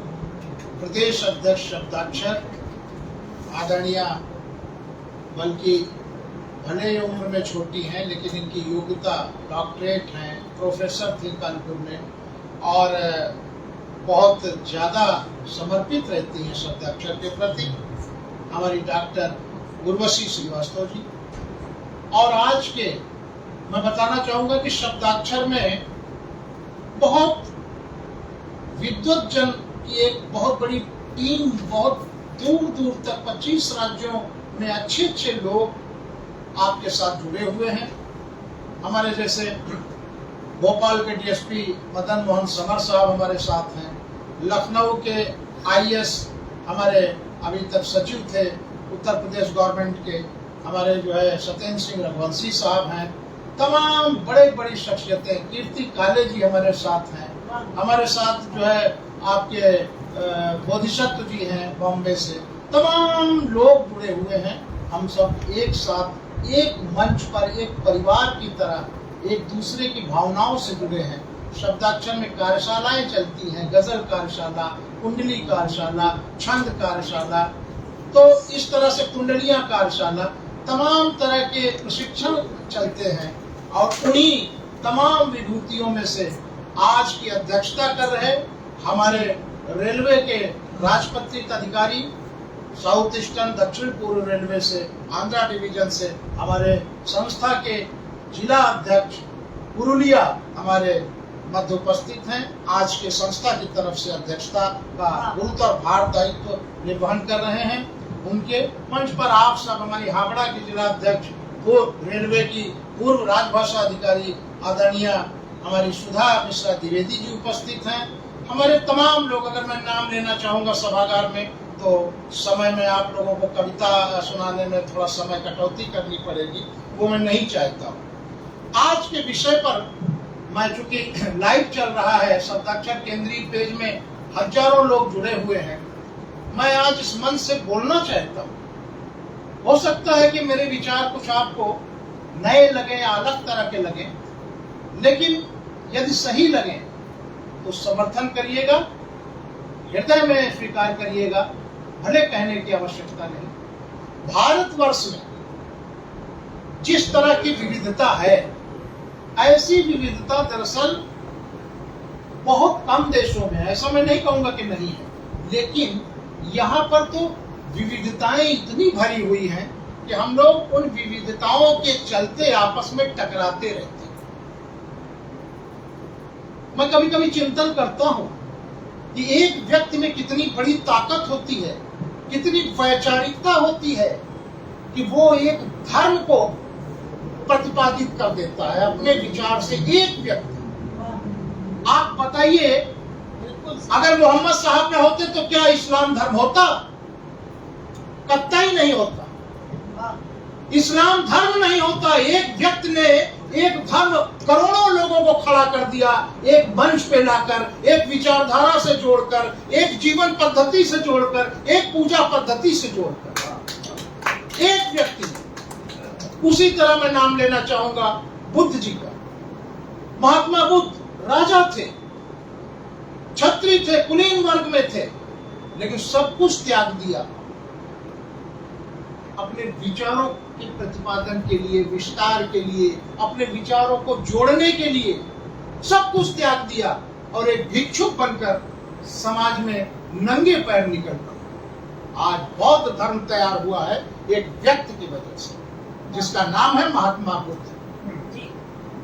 आज सिख धर्म के लोगों की बात करें, आज हमारे मंच पर शब्दाक्षर गौरवान्वित है इस बात को लेकर कि जैसा सर्वधर्म संभाव का विषय रखा है हम लोगों ने, हमारे बीच आज एक बड़े बड़े 4 धर्म के प्रतिनिधि यहाँ पर बैठे हुए हैं। ईसाई धर्म से हमारे बैठे हुए हैं रेजोरियो साहब, फादर रेजोरियो साहब। हमारे इस्लाम धर्म से प्रतिनिधित्व कर रहे हैं इरफान साहब, इरफान शेर जी। हमारे जो है नीलम जी, गुरबचन कौर जी आज सिख धर्म का प्रतिनिधित्व कर रही हैं। और आप सब ये 4 धर्म के लोगों के प्रतिनिधि यहाँ पर बैठे हुए हैं। तो विचार एक ऐसी चीज होता है, ऐसी शय होता है, ऐसा एक सूत्र होता है जो पूरी की पूरी परंपरा को तैयार कर देता है। मैंने जिन लोगों का नाम लिया, गुरु गोविंद सिंह जैसे लोग जिन्होंने एक धर्म तैयार कर दिया, वो धर्म कभी पृथ्वी से मिटेगा नहीं। सिख धर्म, इस्लाम धर्म कभी मिटेगा नहीं, हिंदू धर्म कभी मिटेगा नहीं। तो ये धर्म जब विचार से तैयार हुए हैं तो हमारे विचार फिर दूषित क्यों हो जाते हैं? क्योंकि वो तो अच्छे काम के लिए, अच्छी बात को लेकर सामने आए। अगर अच्छी बात को लेकर सामने ना आते तो करोड़ों करोड़ों लोग उस विचार से नहीं जुड़ते। मित्रों, उस विचार को देने वालों में कमियां नहीं रही, हम लोग उनका अनुसरण करने वालों में, हम लोगों में कमी आ गई। उस बात पर हमें ध्यान देना होगा। हमें देखना होगा कि हम जिस भी धर्म का अनुसरण करते हैं, मजहब नहीं सिखाता आपस में बैर। बहुत बढ़िया से। सबसे बड़ी बात है कि कोई धर्म, अभी इरफान साहब ने यही बात कही कि धर्म हमें जोड़ता है। रजौरिया साहब ने वही बात कही, दीदी ने अपने कविता में वही बात कही, और मैं भी वही बात कह रहा हूँ कि हमें धर्म जोड़ता है, तोड़ता नहीं। आज जिस तरह का परिवेश तैयार हो रहा है, राजनीति करने वाले लोग राजनीति करेंगे, ये उनका कार्य है। जैसे हम लोगों का साहित्य सेवा कार्य है, उनकी राजनीति सेवा कार्य है। जो जैसे स्तर पर करना चाहता है वो करेगा, लेकिन हम लोगों का जो कर्तव्य है हमें वो भी करना होगा। हम साहित्यकार हैं, शब्दकार हैं, हमें समाज को रास्ता दिखाने का दायित्व दिया गया है। आपने वो प्रसंग सुना होगा, मित्र थे आपस में नेहरू जी और दिनकर जी, और जब वो सीढ़ियों से एक साथ उतर रहे थे तो नेहरू जी का पैर लड़खड़ाया, तुरंत दिनकर जी ने थाम लिया। तो नेहरू जी ने कहा कि आप न थामते तो मैं गिर गया होता। तो दिनकर जी ने कहा था कि राजनीति जब तक गिरने लगती है तब तक साहित्य ही उसे साहित्यकार तो अपने ढंग से अपनी बात कहता है, साहित्यकार अपने ढंग से अपनी बात कहता है। हम लोगों के ऊपर एक दायित्व है। आज ये जो कार्यक्रम लाइव का देख रहे हैं या देखेंगे, बाद में भी हजारों की संख्या में लोग देखते हैं, वो बात, ये चीज महसूस करेंगे, क्योंकि वो देखने वाले कोई आम दर्शक नहीं है। आपके साहित्य का कार्यक्रम साहित्यकार ही देखेगा। राजनीति का कोई वक्तव्य हो रहा होगा तो राजनीति से जुड़े लोग ही देखेंगे। मैं आप सबसे आग्रह करता हूं, अपने साहित्य धर्मी मित्रों से, जो भी सुन रहे हो इस सभागार में भी और हवा में आज जो है विचरण करता हुआ जो हम लोगों की चित्र और वाक्य और शब्द पहुंच रहे हैं, मैं उसके माध्यम से निवेदन करता हूं आप लोगों से कि आप लोग अपना कर्तव्य निभावें। ये जो दूसरे लोग, दूसरे विचारधारा के लोग, दूसरी तरह के चिंतन करने वाले लोग अगर पथभ्रमित हो रहे हैं तो आपको पथ प्रदर्शन करना उनका आपका दायित्व है, आपका कर्तव्य। बहुत बढ़िया, बहुत बढ़िया। वो अपना काम करें, हम अपना काम करें। इससे ज्यादा मुझे और कुछ नहीं कहना है, क्योंकि आप सब विद्वत जनों की सभा है। एक से एक शायर, एक से एक कवि, एक से एक कवित्रियां यहाँ उपस्थित हैं। मैं आप सबसे निवेदन करता हूं कि विचार जहां से भी आवे, आप उनमें सिर्फ अच्छाइयां खोजें। विचार कभी गलत नहीं होता है और गलत व्यक्ति के साथ कोई खड़ा नहीं होता। बिल्कुल। अगर ये हमने जितने नाम लिए, हमारे पीर, पैगंबर, पथ प्रदर्शक, साधु, संत, अगर इनके अंदर वैचारिकता में कोई खोट होता तो मैंने बार बार अभी कहा कि इनके पीछे इतने बड़े बड़े करोड़ों लोगों की फौज न खड़ी हो। इतने लोग मोहम्मद साहब के कहने से धर्मावलंबी न बनते इस्लाम के, इतने लोग सनातन धर्मी न बनते, इतने लोग गुरु गोविंद सिंह के कहने से सिख धर्म साफा और कृपाण न लगाते, और इतने लोग ईसाई धर्म का प्रतिपादन न करते। मैं आखिरी बात कहके एक बात सबसे निवेदन करना चाहता हूँ आज इस सीधे प्रसारण के माध्यम से, आप सभागार के इस मंच से, कि आप लोग एक काम जरूर करिए। मुझे लगता है इस धर्म में सबसे बड़ा सुधार अगर होना चाहिए तो क्या होना चाहिए, जब हम लोगों का धर्म जन्म से ही जुड़ गया है तो उसे स्वीकार कर लेना चाहिए।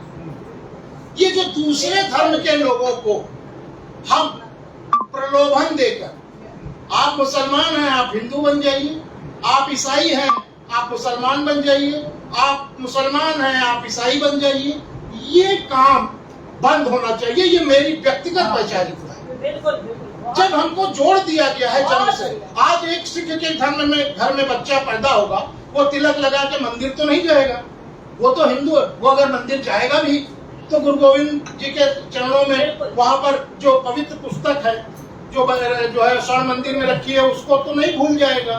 तो मुझे गुरु ग्रंथ साहब को पूजा करने वाला व्यक्ति मंदिर जाए, तिलक लगाए, लेकिन उसको ये न कहा जाए कि तुम मंदिर में आए हो तो हिंदू बन जाओ, तुम अगर जो है इस्लाम धर्म में हो तो हिंदू बन जाओ, तुम हिंदू हो तो मुस्लिम बन जाओ, तुम मुस्लिम हो तो ईसाई बन जाओ, हिंदू हो तो ईसाई बन जाओ। मेरा निवेदन इस माध्यम से, इस मंच के माध्यम से है, कम से कम धर्म परिवर्तन बंद होना चाहिए।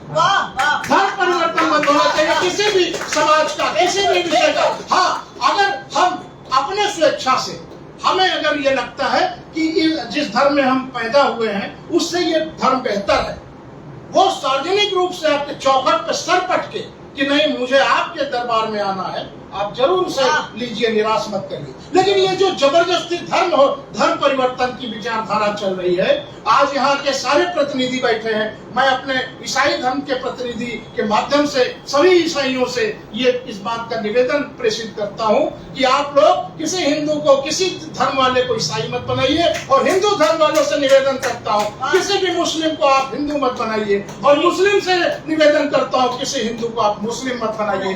जी, ईश्वर ने जिसको जहाँ पैदा किया है उसी धर्म में रहने दीजिए। इन्हीं शब्दों के साथ आप सबको प्रणाम करता हूँ। शब्दाक्षर आप सबका के विचारधारा को आगे पहुँचा रहा है और इसी तरह पहुँचाता रहे, यही सबसे बड़ी पूजा है शब्द की और अक्षर की।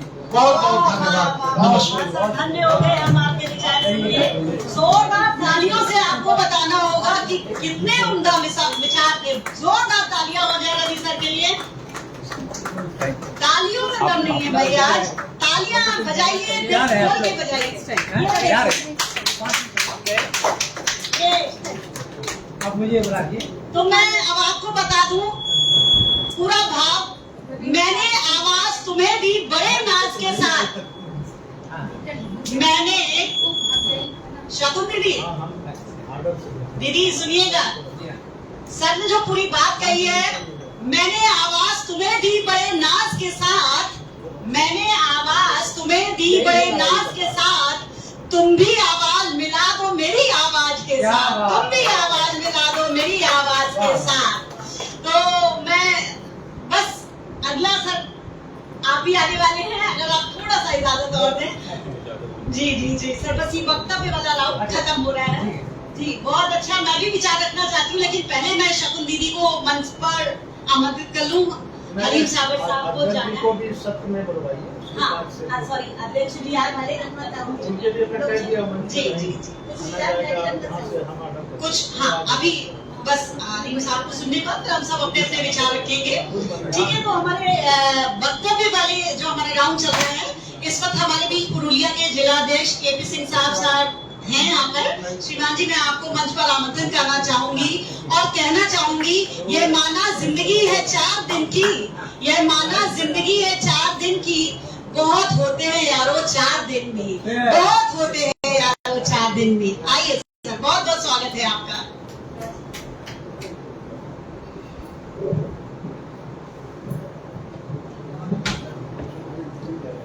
धन्यवाद महोदया जी। सर्वप्रथम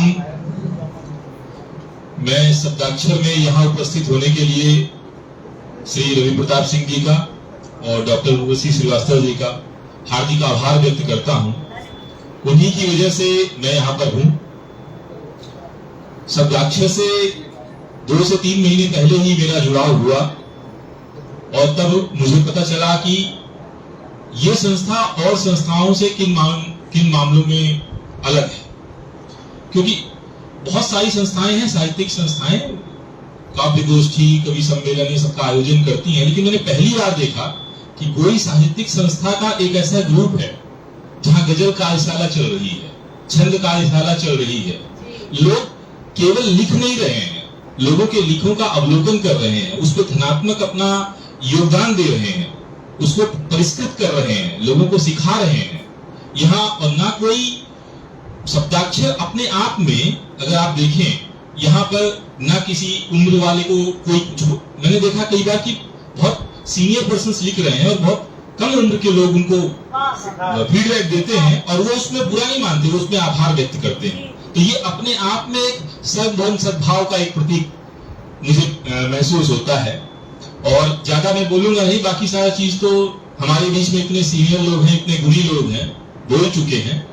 एक बात है कि सर्वधर्म सद्भाव की जब भी बात आती है तो मुझे लगता है कि साहित्य ही जो माध्यम है जिससे ये संभाव हम पूरे विश्व में फैला सकते हैं।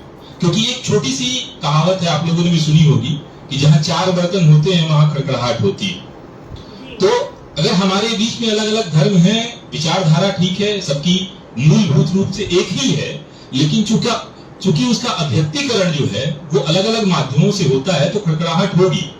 तो जिस तरह से फिर जब 4 बर्तन आपस में उपयोग में आते हैं और खड़खड़ाहट होती है, तो बाद में घर की रसोई जब साफ होती है तो उनको साफ करके जब रख दिया जाता है तो शांति प्रदान करती है। तो वो साफ करने वाली जो प्रक्रिया है वो साहित्य के माध्यम से ही हो सकती है। और मैं तो बेसिकली इलेक्ट्रिकल से इंजीनियरिंग किया हुआ हूँ, साहित्य में रुचि रही तो पढ़ता रहा। फिर बाद में मुझे लगा कि नहीं, साहित्य को केवल लिखना, मेरी 2 किताबें आ चुकी हैं, अंतराल, और उसी सिलसिले में हमारी और रवि प्रताप सिंह जी की मुलाकात हुई। हम दोनों को रेलवे बोर्ड का मैथिली शरण गुप्त पुरस्कार मिला, मेरी पहली किताब थी और सर की भी थी। लेकिन मुझे इसका अध्ययन करना पड़ेगा।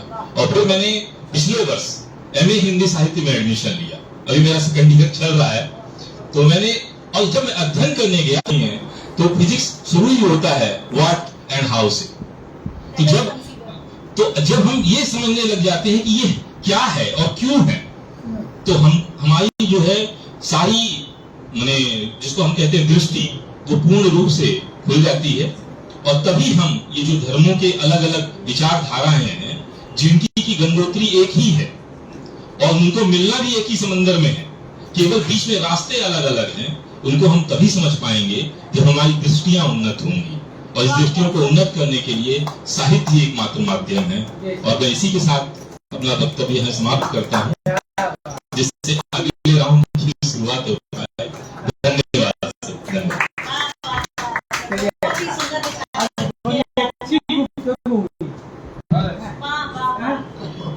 और जिस पल का इंतजार था वो आ गया है। सर, आप लोगों से तजुर्बे में बहुत छोटी हूँ, फिर भी 2 पंक्तियां कहना चाहूंगी आपके माध्यम से, शायद आप कई लोगों तक पहुंचा रहे हैं। मेरा अपना ये सुझाव है और मानना है, हम दूसरों को सही कर सकते हैं, लेकिन अगर शुरुआत अपने से करें तो शायद सब कुछ ठीक हो जाएगा। मुझे सब लोग कहते हैं क्या तुम्ही को पड़ा है शहर साफ रखने का, यहाँ मत फेंको, वहाँ मत फेंको। तुम्हारे ना फेंकने से क्या शहर साफ रहेगा? मैं कहती हूँ शुरुआत अपने से करो। तो धर्म के मामले में भी हम ना मुसलमान को समझाए, ना सिख को, ईसाई को। हम हिंदू है तो हिंदू को समझा ले, आप मुसलमान है तो आप मुसलमान को, आप ईसाई है तो ईसाई को। देखिएगा जरूर आपको कुछ नया मिलेगा।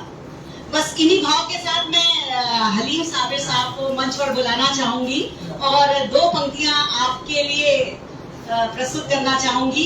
भीड़ में सब लोग अच्छे नहीं होते, भीड़ में सब लोग अच्छे नहीं होते, और अच्छे लोगों की कभी भीड़ नहीं होती, और अच्छे लोगों की कभी भीड़ नहीं होती। बहुत बहुत स्वागत है हलीम साबिर साहब का, सर मंच पे आइए।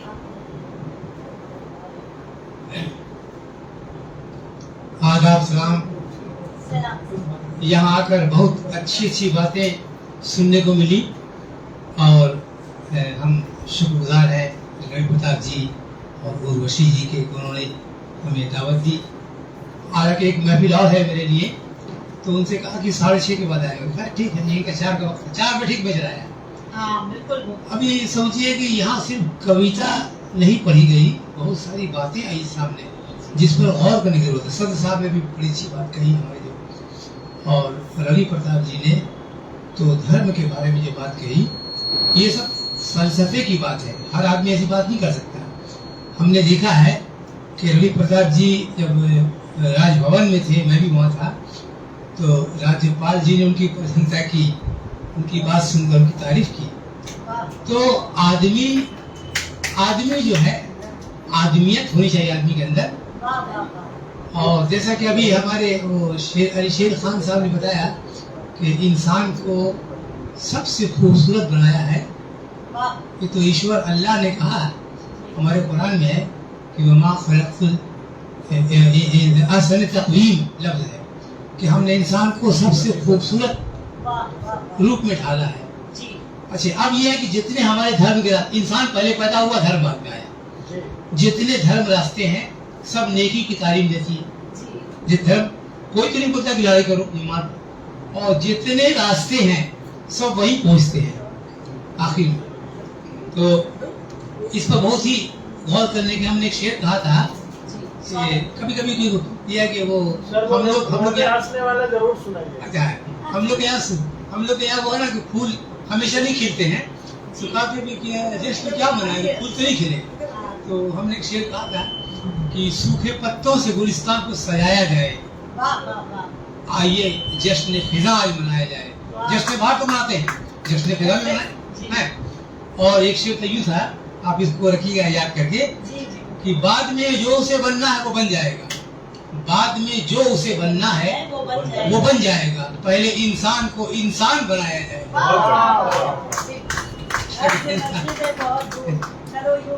हाँ, तो वो आप उनकी फरमाइश के मुताबिक मैं रोने वाला सुना दूं। देखिए रोना इंसान, अच्छा देखिए मैं पहले हंसता हुआ कि हंसना रोना इंसान की फितरत है। लोग सुन रहे हैं। और हम जाते थे जब आकाशवाणी में, तो वो जो थे ना वो वहाँ नाम तो नीलम शर्मा, हाँ, तो वो हमेशा बच्चे आ गए वो सुनाइए वो सुनाइए, वो बड़े आप यहाँ सुनाइए। तो ये है कि अपनी बर्बादी का मंजर देख कर हंसता रहा, मुझको अपनी बर्बादी का मंजर देख कर हंसता रहा, मुझको रोना चाहिए था मैं मगर हंसता। बहुत बढ़िया, बहुत फरमाइए आप सभी, बहुत खूबसूरत पंक्तियां।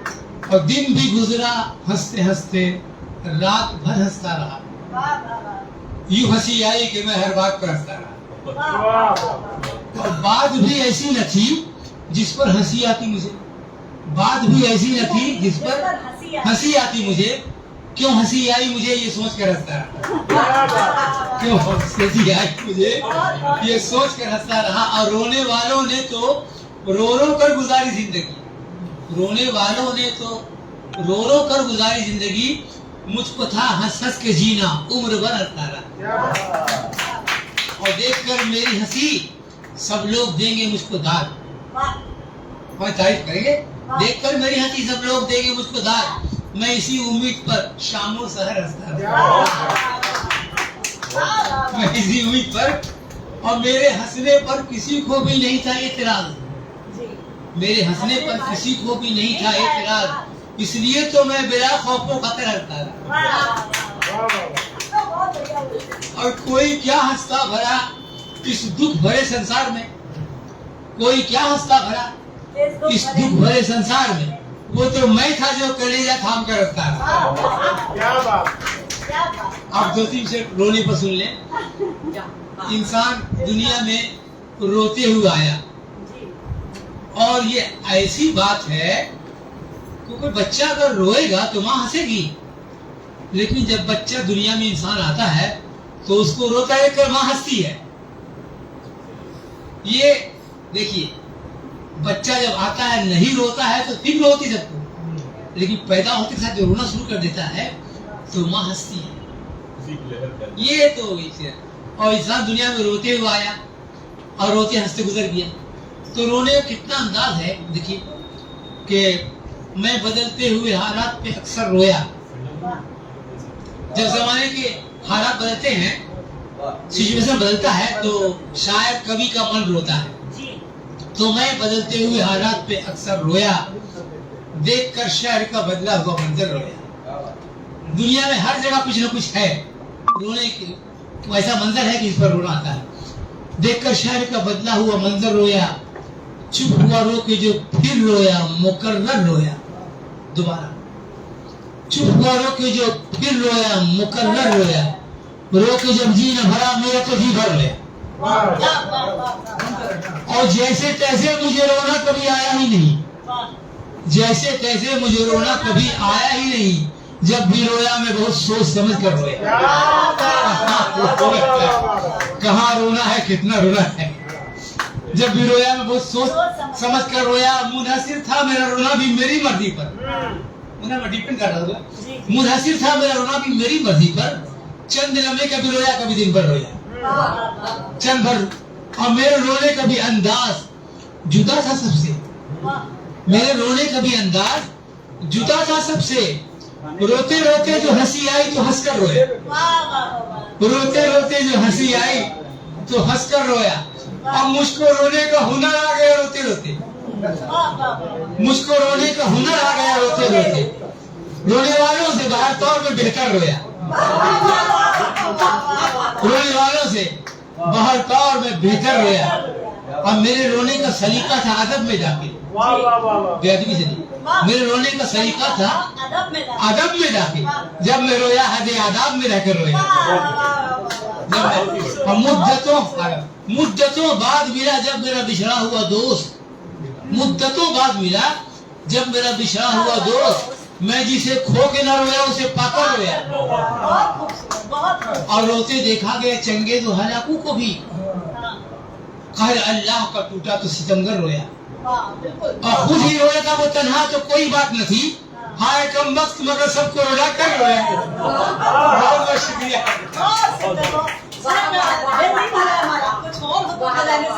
दो तीन से तरनु सुन ले, दो तीन से गाना नहीं। ये क्या है ना कि इसमें एक कारीगरी ये है कि सिर्फ रदीफ और काफिया है। काफिया होता ना और रदीफ, रदीफ तो इतनी बड़ी रदीफ है कि काफिया एक है, बाकी सब तो तीरगी यानी अंधेरा। तो दुनिया का मंजर ऐसा है कि दुनिया में कभी ऐसा मौका आता है कि लोगों को अंधेरा नजर आता है, लेकिन उसकी हिमायत में कोई आवाज उठाता है तो लगता है कि नहीं अंधेरा नहीं कुछ रोशनी है। लेकिन वो रोशनी जब उनके रोशन मुस्तकबिल की जमानत नहीं बन सकती तो लगता है कि रोशनी भी नहीं है। यही हाल अभी जंग हो रहा है, गदा वदा है ना, वही हाल है। कोई उनकी आवाज उठा रहा उनकी हिमायत में तो उनको रोशनी नजर आ रही, अब फिर कुछ नहीं हो रहा, फिर जंग हो रही है। सर जाइए नहीं, आपको सुनना है। तीन शेर मैं पेश करूंगा। तीरगी भी है और नहीं भी है, तीरगी या अंधेरा। तीरगी भी है और नहीं भी है, रोशनी भी है और नहीं भी है, रोशनी दो वाले। और मैं नशे में हूँ होश में भी हूँ, मैं नशे में हूँ होश में भी हूँ, बेखुदी भी है और नहीं भी है, बेखुदी भी है और नहीं भी है। बेखुदी कि लोग ऐसे भी जीते हैं जिनमें, लोग ऐसे भी जीते हैं जिनमें जिंदगी भी है और नहीं भी है, जिंदगी भी है और नहीं भी है, जिंदगी भी जिंदगी और आदमियत नहीं है जिसमें वो, आदमियत नहीं है जिसमें वो, आदमी भी है और नहीं भी है, आदमी भी है। और आखिर से ले कि दोस्त ऐसे भी मेरे हैं जिनसे, या आपको सब क्या सकता है, दोस्त ऐसे भी मेरे हैं जिनसे दोस्ती भी है और नहीं भी है, दोस्ती भी है। हमें वो खुशी हुई कि हमारी शिकागो से ये शायरा जी मोहतरमा कविता आई और उनका जुगनू देखा, बड़ा अच्छा लगा। मेरे रास्ते में पूरी दुनिया की शायरा और कविती हैं। मेरे पास कलाम पका, मैं 12 बजे के बाद बैठता हूँ व्हाट्सएप सबको देखने के लिए।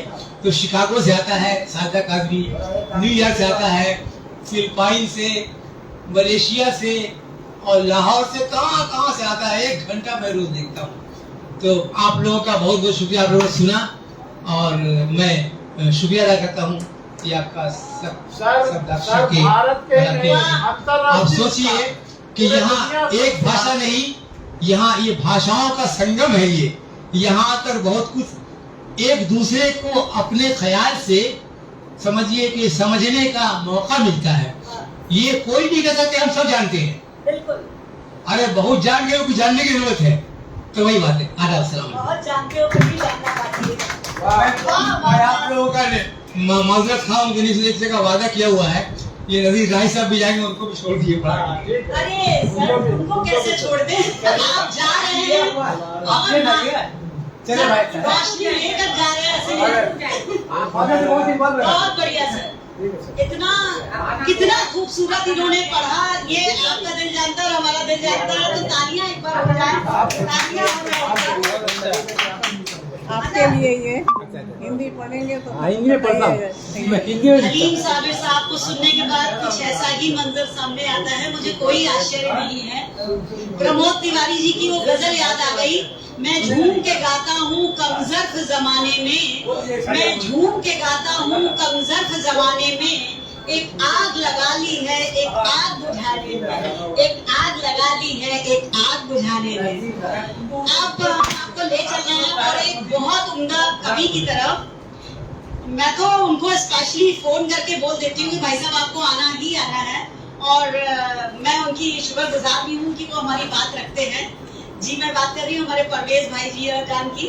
परवेज अख्तर साहब, आपको मैं मंच पर आमंत्रित करना चाहूंगी और कहना चाहूंगी, बड़े शिद्दत से पिरोया है तुम्हें खुद में, देखो अब लफ्जों में नहीं लहजों में तुम। बहुत बहुत स्वागत है सर आपका मंच पर। अच्छा, ये जो पीछे बैठे वाले स्टूडेंट्स हैं मुझे कहना चाहिए उनका भाव ऐसे ही हो जाता है जैसे क्लास में कक्षा में पीछे वाले स्टूडेंट्स होते हैं। आइए सर, बहुत बहुत स्वागत है आपका सर। बहुत बहुत शुक्रिया। यहाँ शब्दाक्षर का जो भी प्रोग्राम होता है, और मुझे मधु किया जाता है तो मैं खासतौर से आता हूँ।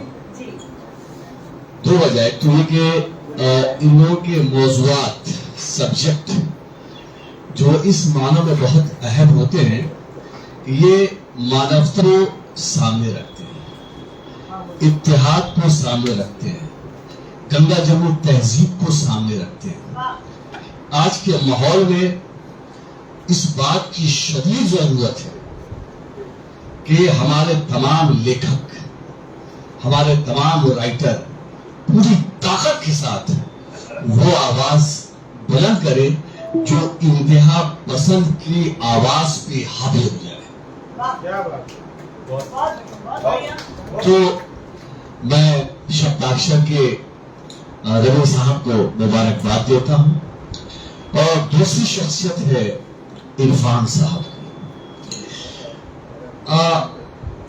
बहुत ही मसरूफ आदमी है, लेकिन उनका दिल जिस तरह से अदब से, जबान से, साहित्य से जुड़ा हुआ है, और वो हर